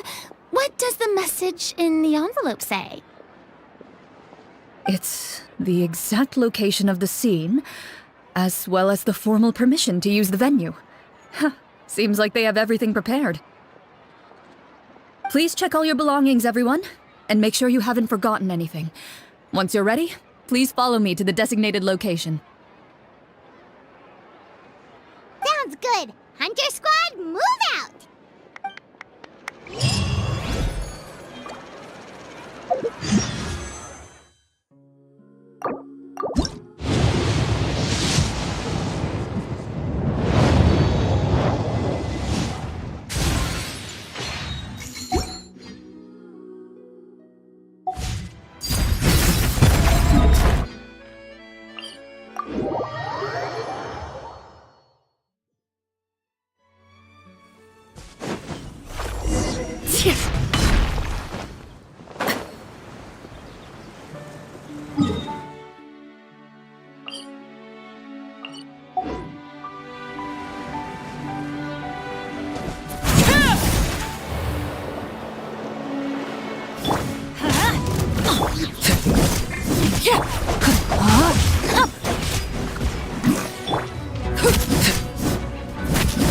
Laid bare.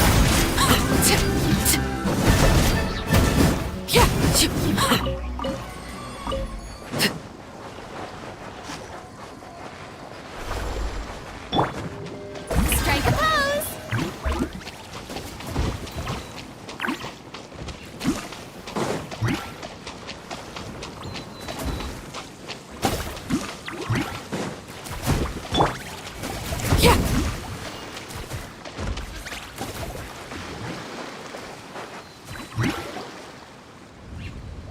Whoa. They really have thought of everything. Even the phaetometer is here and ready to go for us. The phaetometer. What's that? It's a card that's used to determine action success or failure. We'll need to use it when we try to use certain skills. And what about all the dessert and tea? Is that for us as well? That's what the message said. Oh, really? That's so nice. It feels just like a tea party with friends. Those snacks have Paimon's name written all over them! I think you might be more of a snack hunter than a Marashose hunter, Paimon. Snack Hunter Paimon reported for duty! If there are delicious snacks to be found, Paimon will track down every last one! The desserts are great, but I'm still looking forward to the story more than anything. Very fair. Then, let us begin. First, please pick up the blank character cards in front of you and write down your name and profession. You can find an abbreviated version of the rules printed on the back of your character card. If you have any questions, feel free to ask me. In this story, everyone is a Marashose hunter. To reflect this, the club has prepared a small badge for everyone. Ooh, nice! As hunters, you have proficiency in swordsmanship and fighting by default, so there's no need to allocate any additional skill points to those areas.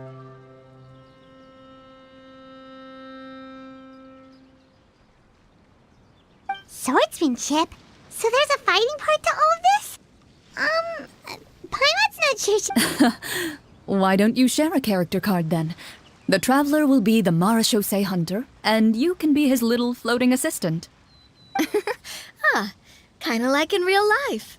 So, for the name, do I fill it out with the name of my character? Yep, it can be any name you like. You can use your real name too if you want. I do that whenever I get too lazy to think of a new name. Oh, so it would be like experiencing a different life. but still as yourself. That's not a bad idea.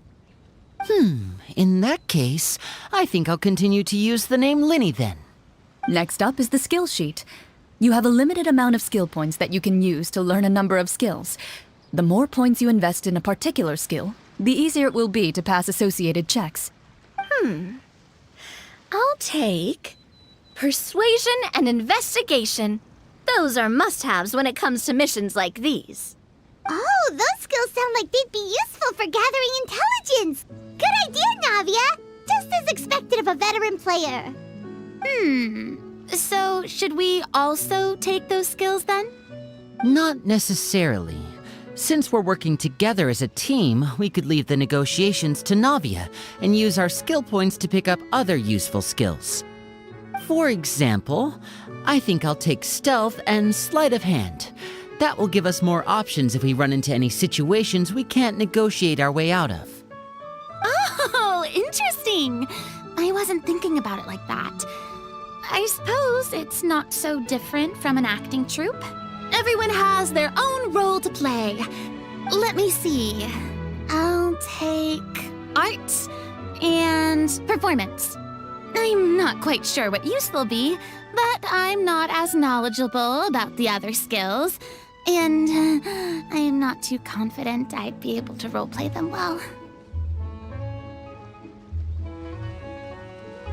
Well, that leaves us. What do you want to learn, Traveler? Ha! Gotta say, this suits you really well. Nothing. Ooh, so you want to help people when they're injured. That's nice of you. So what do you think? Are you sure you want to learn these 2 skills? Sure, what do you want to learn? Oh, something that'll help you get a read on other people's thoughts. Sounds useful. Ooh, so you want to... So what do you think? Are you sure you want... Let's see.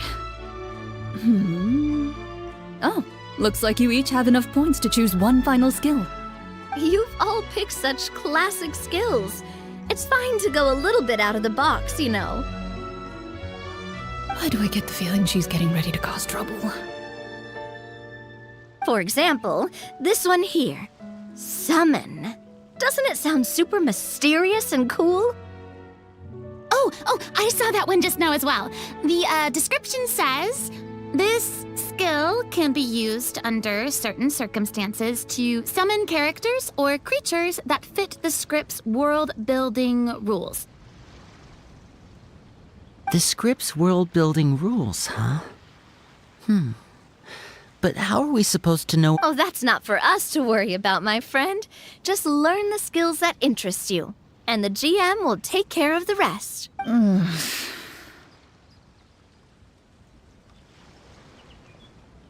All right, you've convinced Paimon. Let's learn Summon, then. Paimon can't wait to see what kind of thing shows up. Well, now that everyone's more or less finished creating their characters, we can begin. Since 2 of our players are doing this for the first time, though, let me ask, would you like to play on easy mode or authentic mode? What's the difference between the 2?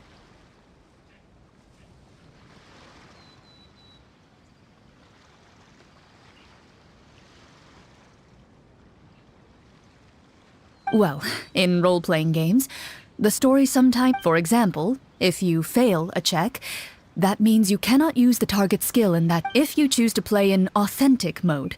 If you choose easy mode instead, every check will be...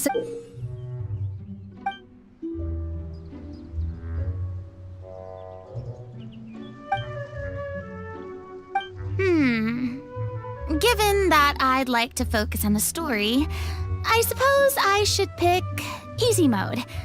I'd feel bad if I brought the team down by failing my checks. Huh? Oh, come on. Don't worry about that.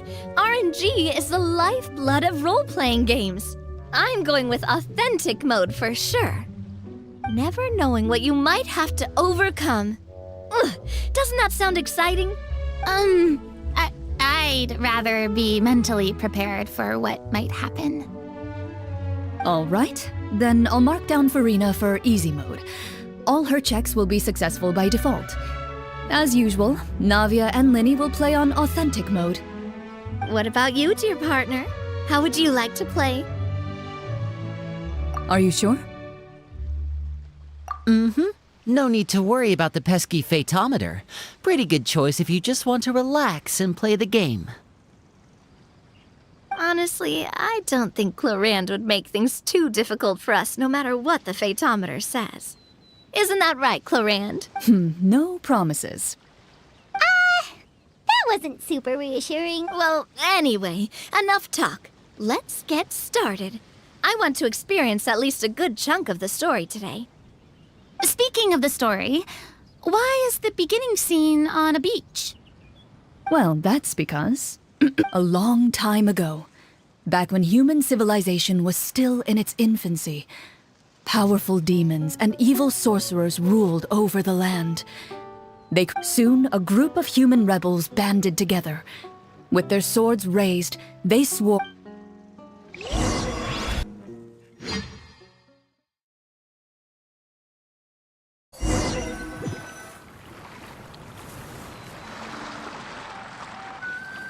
Sometime later, as a member of the Marechaussee Hunters, you receive a commission.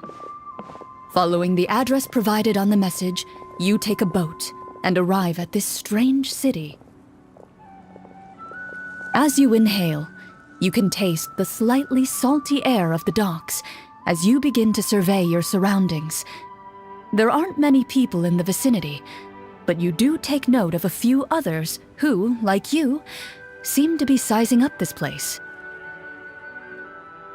Your eyes meet, and you realize these people are fellow Marechaussee hunters. You're all Marechaussee hunters too, right?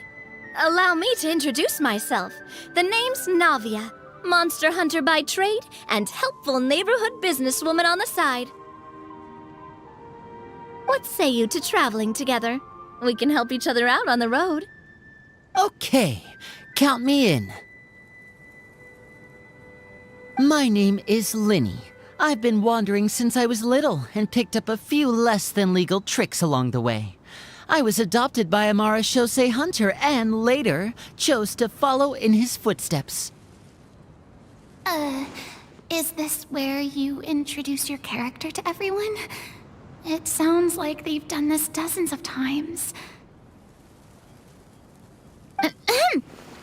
My name is Farina, and, I grew up in a noble family.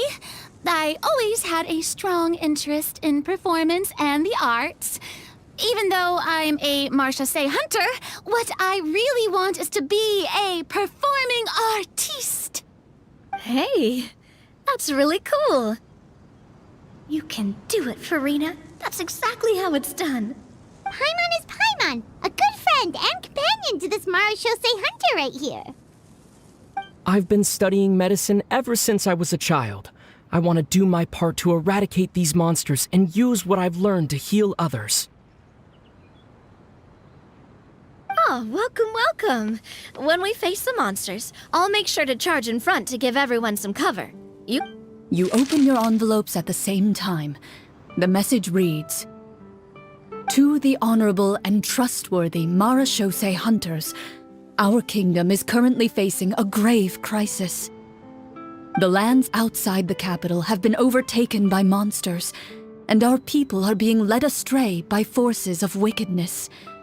We beseech you, please help us resolve this crisis and return peace and stability to our home."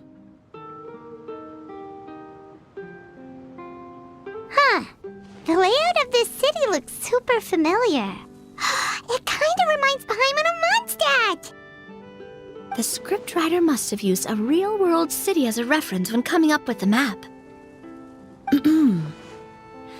As experienced hunters, the layout of the city reminds you of places once traveled.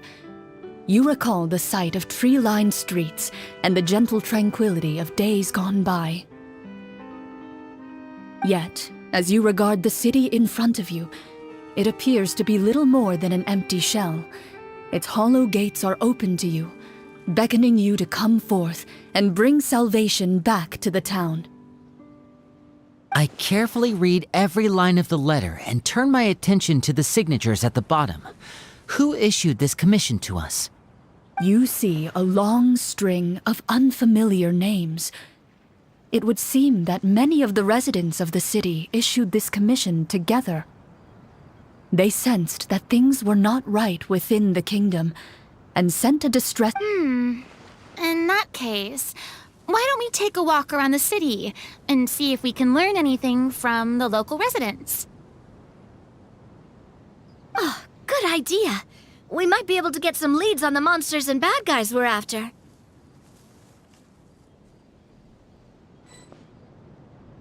You look up and see a tavern nearby. It appears to be open for the day. Why don't we go check out that tavern?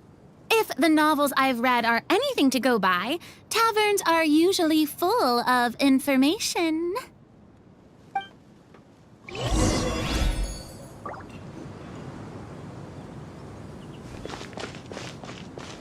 As you approach the tavern, you find a plainly dressed woman standing nearby. She appears.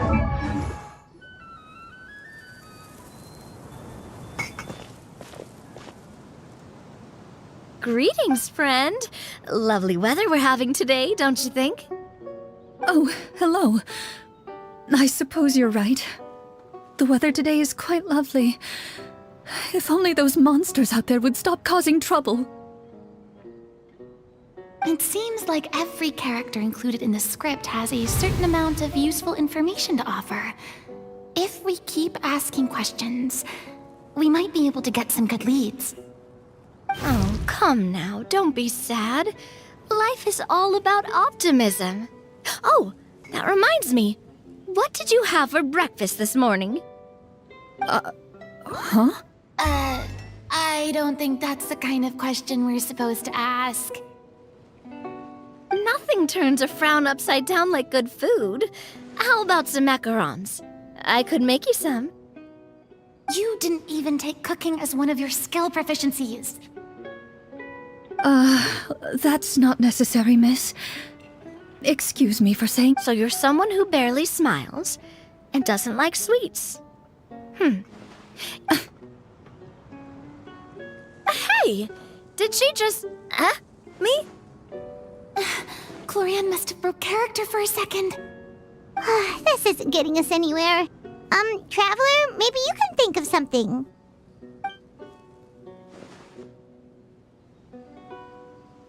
The results of insight checks aren't disclosed to the players, so I'll be the one consulting the phaetometer.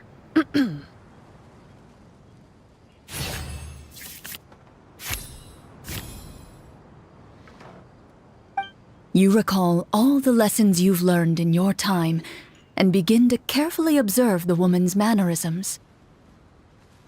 You notice that when she's quiet, she has an empty look in her eyes, as if her thoughts have drifted to a place far, far away. And when she speaks, so you noticed. That's a little embarrassing.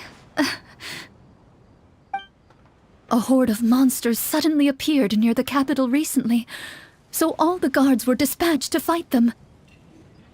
Do you remember when those monsters appeared? I'm not completely sure. All I know is that my husband was dispatched to fight them 3 days ago. Do you know where he was sent? It all happened so fast. When we said our goodbyes, he couldn't even tell me where they were sending him. You have our thanks, friend. We'll find and defeat those monsters as soon as possible. We sincerely hope your husband will be able to return to your side soon. Oh, thank you. Don't worry. We'll find him. Just try. We don't always get to choose what happens to us. But we do get to choose the little things like... I'll do my best. You bid farewell to the woman and continue your journey further into the city.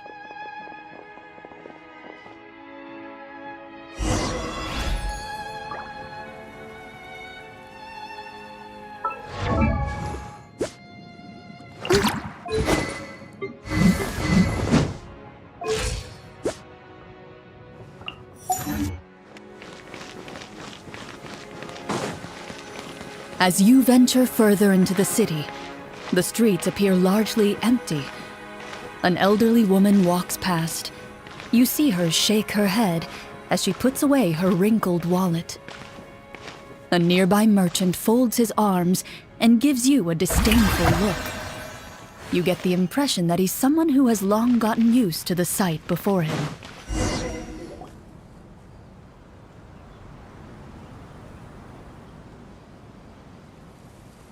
Although he doesn't seem very friendly, merchants are usually a good source of information, right? Pardon me, sir. I'd like to ask a question if I may. That depends. How much are you willing to pay? How about this much? What do you take me for? Some lowly beggar? You can't even buy half an onion with that amount. Surely an onion can't be that expensive, right? What do you know? War's nearly upon us. Everything costs several times what it did before. If you're not gonna buy anything, then scram. Whoa, what a nasty guy. Maybe we shouldn't even bother talking to him. But he still might have information we need. Traveler, can you think of something? A performance? I've never played a role-playing game like this before, but even I can tell that suggestion is pretty far-fetched. Is a performance check really going to help here? All right. Ahem. By the harbor's grace, a lone boat lies in rest. Let the moon give chase, for here begins our quest. In the dark of shadow, our heroes seek to find where creatures born of evil weave their grand design. Blocked the road does stand, such is our hunter's plight.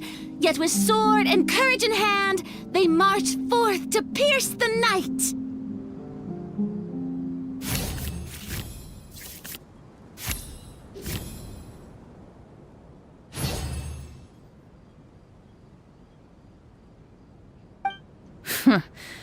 I don't recall asking for a bardic song. Don't expect me to give you any coin.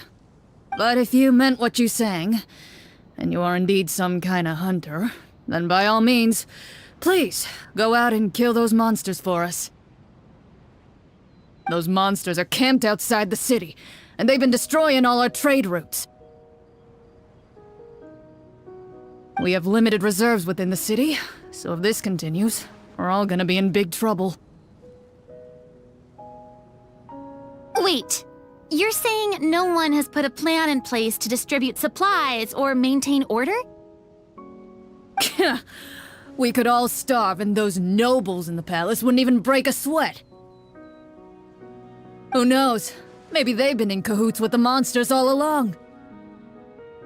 That is concerning. Yeah, all right, I think I've said more than enough. Be on your way now. Got it. Thank you, sir. Don't mind him, Farina. He just doesn't have enough taste to appreciate your art. No. I was just thinking about how those nobles must be so cold-hearted. It's like they don't care about their people at all.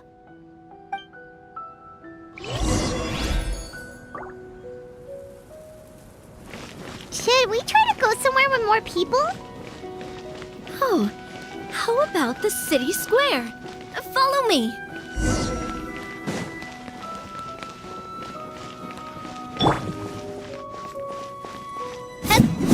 Feeling lucky? Before you lies the city's central square.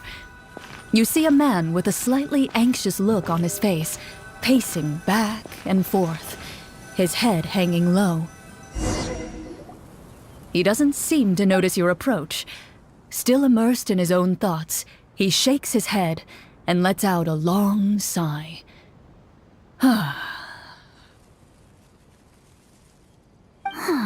This guy seems promising enough. Maybe I can get some information out of him.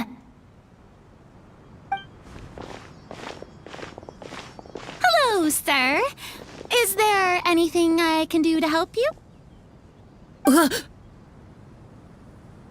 Wait, you're... I'm...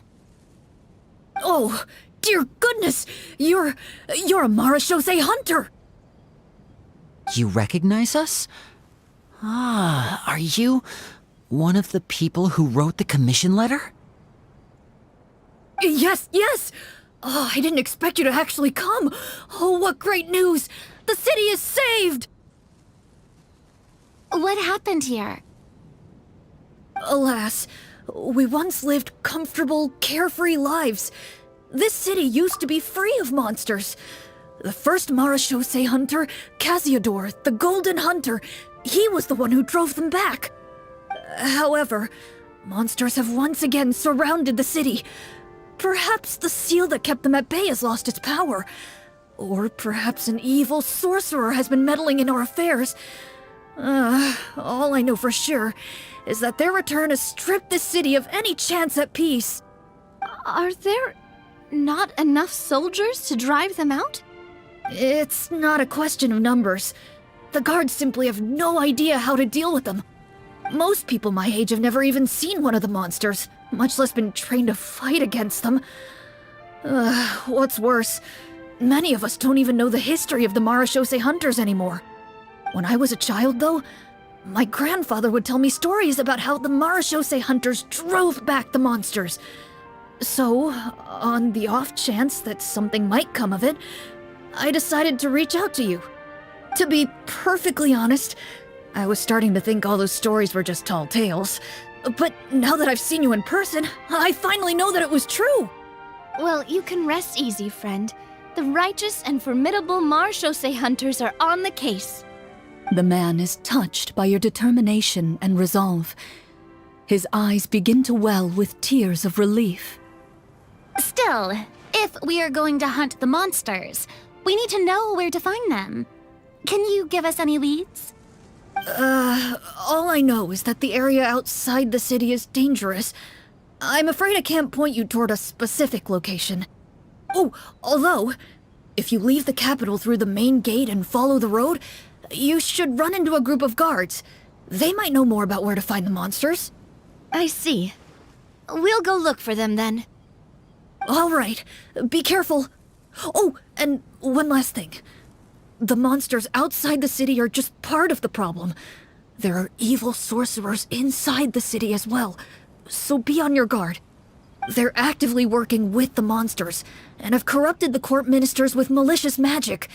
They're the reason why, even inside the city, everything has been a giant mess. Even one of our kindest ministers has turned into a boorish and unreasonable figure, interested in nothing but enacting laws that exploit the people. Who knows how much longer we'll be able to go on like this. Talk about being stuck between a rock and a hard place. I feel bad for him. Maybe we should try to cheer him up? Huh? Like, now? Is this really the right time?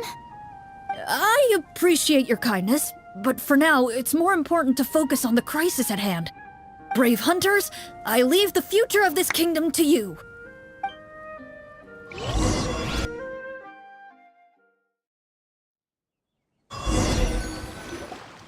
If I understood correctly, there are currently 2 problems in the kingdom that need solving, right?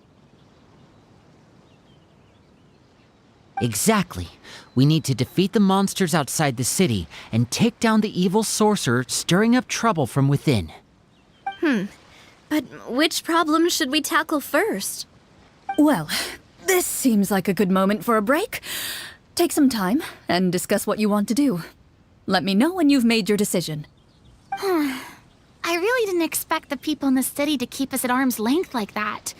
I totally thought the hunters would be treated like heroes. Well, Clarence said the script took cues from the real history of Fontaine, right? Maybe the real-life Marashose hunters were also treated like that. I wouldn't say it's a perfect representation of history, but there are definitely some similarities. Would you like to hear more about it? Sure. As long as it doesn't spoil anything in the script. You brought up bits and pieces of the hunter's history before, but it was all in passing. Paimon wants to know too! The hunters were super powerful, right? Were they all from a special line of supernatural beings or something? Kind of like the yokai in Inazuma? No. All Marashose hunters were ordinary mortal fighters. The only thing that set them apart were the special sword techniques passed down over the centuries. Huh? So you mean anyone could become a Marashose hunter? In theory, yes. All you would need to do is survive the rigorous training and master the swordsmanship techniques required to fight the monsters. Still, most people dropped out at the early stages, and others called it quits the minute they saw a monster in person. To become a hunter, you must be strong in both body and mind.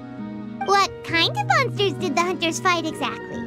Oh, and the evil sorcerer the script mentions. Did they exist in real life too? The land of Fontaine once played host to an ancient dynasty known as Remuria. After that dynasty fell, monsters began to appear, intent on obstructing humans from establishing a new social order. One of the ancient sorcerers of Remuria used his power to assemble a formidable army of golems. He sought to use that force to establish himself as king. Now wait a second. Don't tell me that guy was the inspiration for the evil sorcerer in the script. We still haven't found any in-game information on him yet. So, why don't you talk about someone else for now? Well, I wasn't planning on going into anything you might be able to find out in the game. But if you want me to talk about something else, then... How about Casiodor, the Golden Hunter? Or Egeria, the ex-Hydro Archon? Wait, but those people are all from a super long time ago. Where did you learn all this, Clorand? From my master. Huh. By master, you mean Miss Petronia? Someone you know? Absolutely. Miss Petronia and my father were good friends. Back in the day, she would often bring Clorand over to play, but then... Let's not get off topic. Anyway, back to what I was saying. Responding to Egeria's call, a number of warriors followed Casiodor into battle against the monsters. This group of warriors, under Casiodor's leadership, became known as the Marashose Hunters. Yet, as Fontaine entered an era of peace, their work gradually became obsolete. The Marashose Phantom, originally an association made up of hunters, eventually came to be predominantly comprised of Melusines. The Marashose Phantom... I see. That explains why most of the people in the script have forgotten the hunters or think of them as nothing more than a legend. Is that really a bad thing, though? It can get tough always being the one shouldering everyone's expectations. Depends on who you ask, I suppose. If the name of the organization no longer commands respect, investigative work is bound to suffer. Speaking of investigations, which problem should we tackle first? Monsters or evil sorcerer? I vote monsters. That's the main duty of the hunters, right? We can come back to the sorcerer later. Well said, Miss Farina. Plus, if the sorcerers really are the masterminds behind this whole thing, defeating the monsters could give us some clues on their intentions as well. What about you, partner? What do you think? It's decided then. All right. After some discussion, you decide to turn around and head out of the city.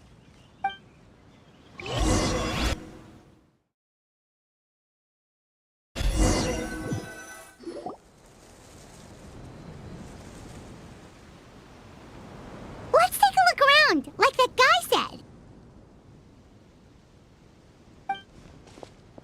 You there! Outsiders, halt! Who's there?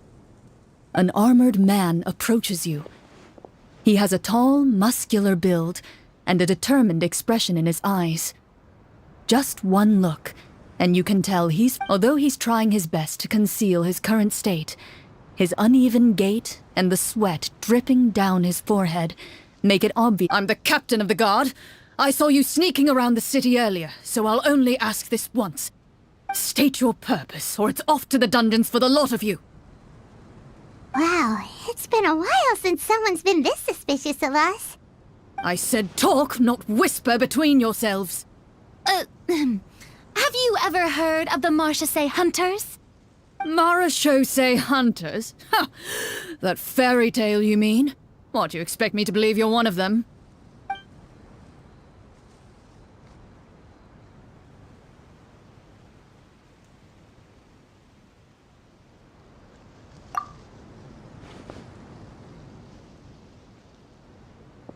Sir, we were indeed in the city earlier, but our purpose was only to gather information on the monsters.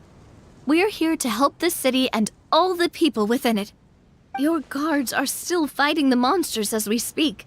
They could be seriously wounded and in grave need of support. You need all the help you can get.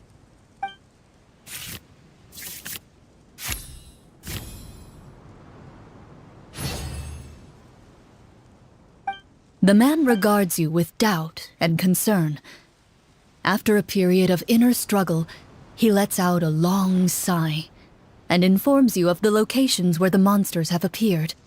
Those monsters aren't easy to deal with, but if you insist on going, I won't stop you either.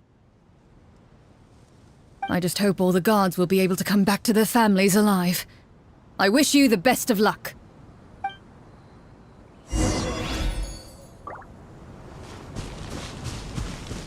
Based on what the captain said, the monsters should be right up ahead. Let's go. Hopefully we're not too late.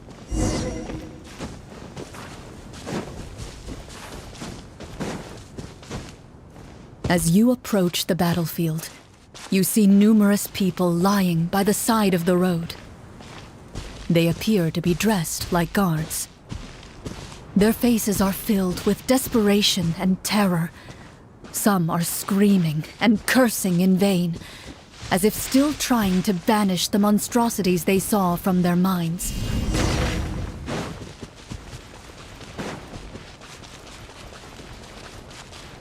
A few of the wounded look up at you in shock and disbelief.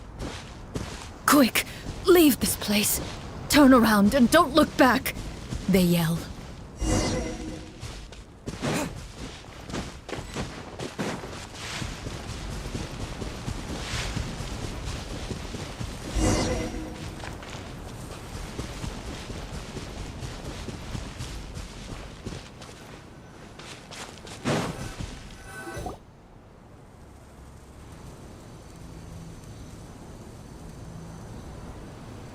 This is the place he mentioned, right?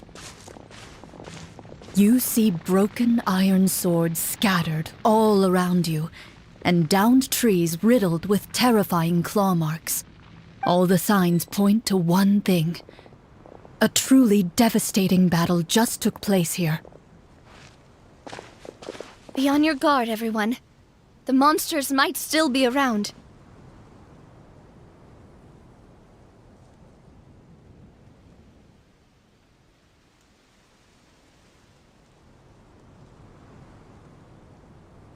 Before you can finish your sentence, you hear rustling sounds from the surrounding bushes. The monsters have emerged. They close in on you without fear. You get the impression that, in their bloodthirsty eyes, you're just another meal for them to devour.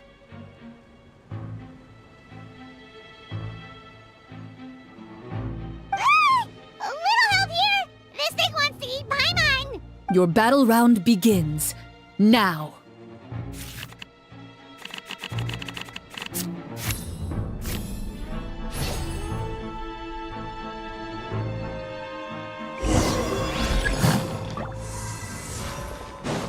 Terra Smash! Step right up. Attack! That's the way. This one's got you. The next battle round begins now.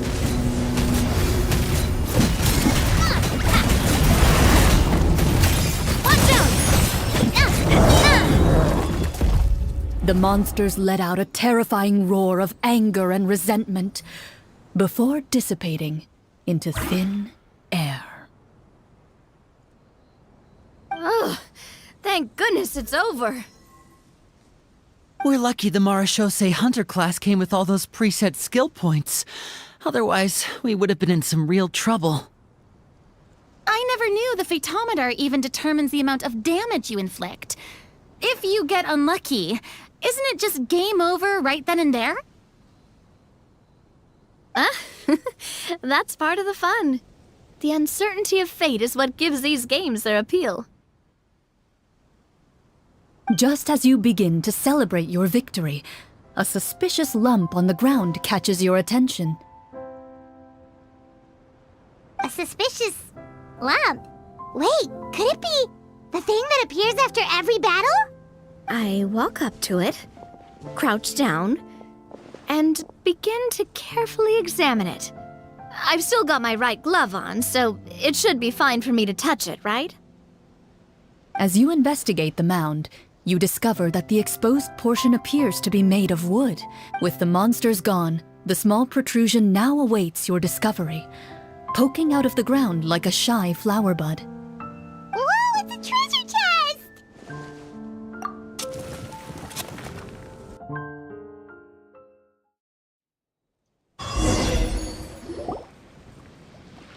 With everyone's help, you successfully excavate the wooden chest from the ground. Even without opening it, you can tell from the mora and jewels scattered around the chest that it must contain quite the fortune. Makes sense. We worked hard for this. I can understand your excitement, Paimon, but think about it. Yeah. Think about all the people suffering in the capital. Or all those guards who got hurt fighting the monsters. Wait, is that how it works? Paimon thought since we were the ones to dig it up. Well, let's put it this way. Any decision you make during a role-playing game can impact the future course of the story. But would the people really believe us? It's hard enough for us to prove we're Marcia Say hunters. What if they think we procured the treasure illegally? They might get even more suspicious of us. That's definitely something we should consider. Maybe we can come up with an explanation in advance. Well, if donating it could cause that much trouble, why don't we use it to buy some gear and fill up on good food? Then we'll be ready to fight even more bad guys. Looks like you're facing a difficult choice once again. Well, it's getting late. Why don't we call it a day for now? Wow! Where did the time go? I'm not sure if it's because I'm having so much fun with you all or because the story is particularly enticing, but... Hear, hear! Ooh, how about we play through the night? I'm not sure I'll have enough energy for that. Yeah, that won't work for me either. Lynette will give me an earful if I get home too late. I understand how you feel, Navia, but we have to change venues for the next part of the story anyway. Huh? Another location? Mm-hmm. There's a special note for the GM at the end of this section that says to proceed to an indoor set for the next part of the script. Whoa! They really pulled out all this. Well, even if we end the game for the day, we can still stay a little longer and hear. Something tells me you just want to finish the free desserts before we break for the day.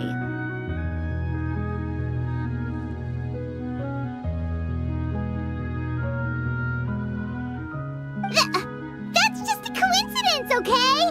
Besides, to Paimon, not finishing free food feels even worse than having to buy your own. And anyway, Paimon really does want to hear more about Cloran's master. Well...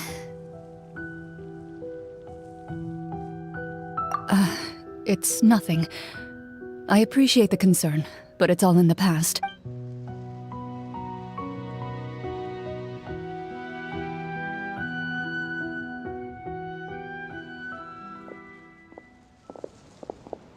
My earliest memories are of living with Master. According to her, she saved me from certain people of ill repute. My birth parents had left me behind some time before that. What a heavy beginning for a life story.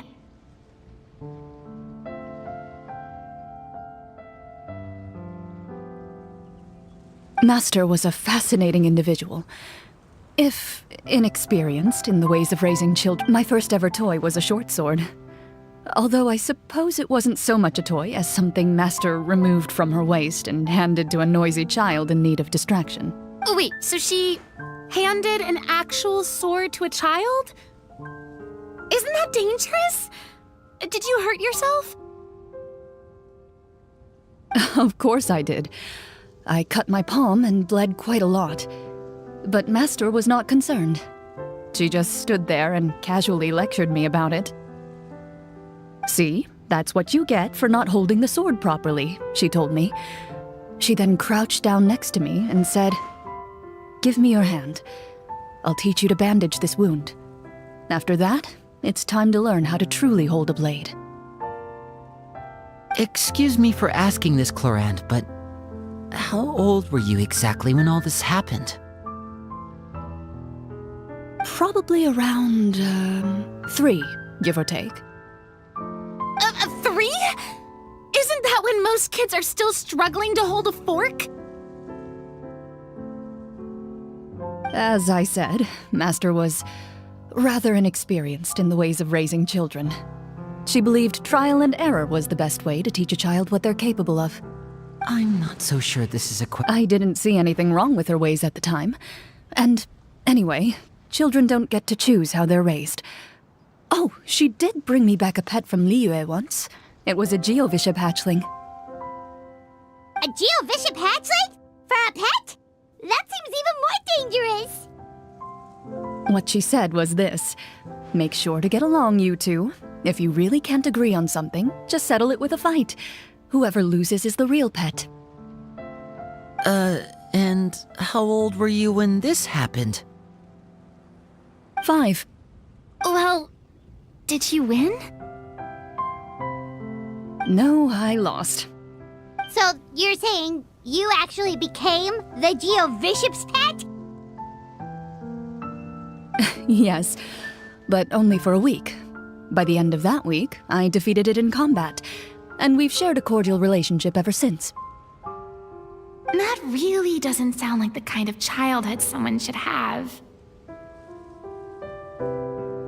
Later on, I gradually understood that Master most likely didn't know. Thanks to her, I learned how to navigate the forest, even though the training she subjected me to was... I still remember the first time we met. You were too scared to join our picnic and hid behind Ms. I still hadn't really met many children my age at that time, so I didn't know how to interact with others. After that, though, you started coming over a lot. You loved challenging people to shooting competitions, remember? I don't think many members of the Spina ever beat you in one of those. I had a lot of fun during those days. I enjoyed them too. Oh, do you remember that one time we went exploring around the Spina together? We tried to pretend like we never heard anything, but you nearly let it slip that one time. Protector of Justice. Oh, wait, you mean that vigilante hero from 20 years ago? The one who was always active at night? Yep, that... 20 years ago, huh? I still remember the guards leaving all kinds of witness reports about her on Nervalette's desk.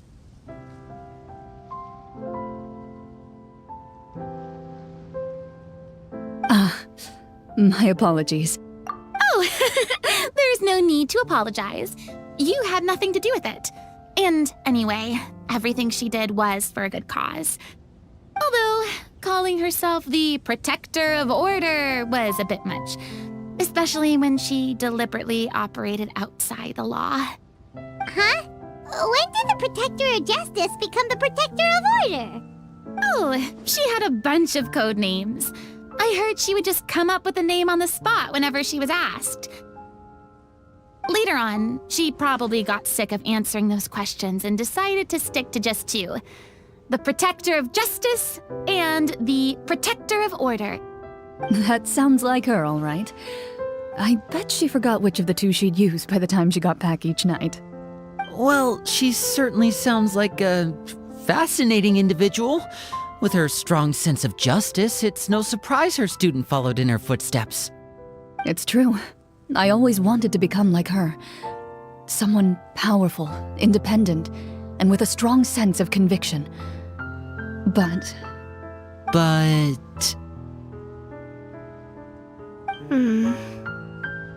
She suddenly disappeared the night I turned 10 years old. Disappeared? What happened? I have no idea. She didn't even leave a note. I was never able to find out where she went. That night, I was celebrating my birthday at Navia's house, but Master never came to pick me up. When I returned home on my own, it was to an empty house. When she still didn't appear after a few days, I went to Mr. Callus's house to ask about her whereabouts, but he only shook his head. Papa probably didn't know either. I know he sent a few people to investigate the matter in secret, but they never found any credible leads. Don't worry, I understand. To be perfectly honest, given Master's personality and way of doing things, it all made a lot of sense. If I had to guess, I'd say she probably used it as an opportunity to force me to become independent. Just like how, when a litter of kittens reaches a certain age, the mother willingly leaves them behind. Were you upset, Clorinde?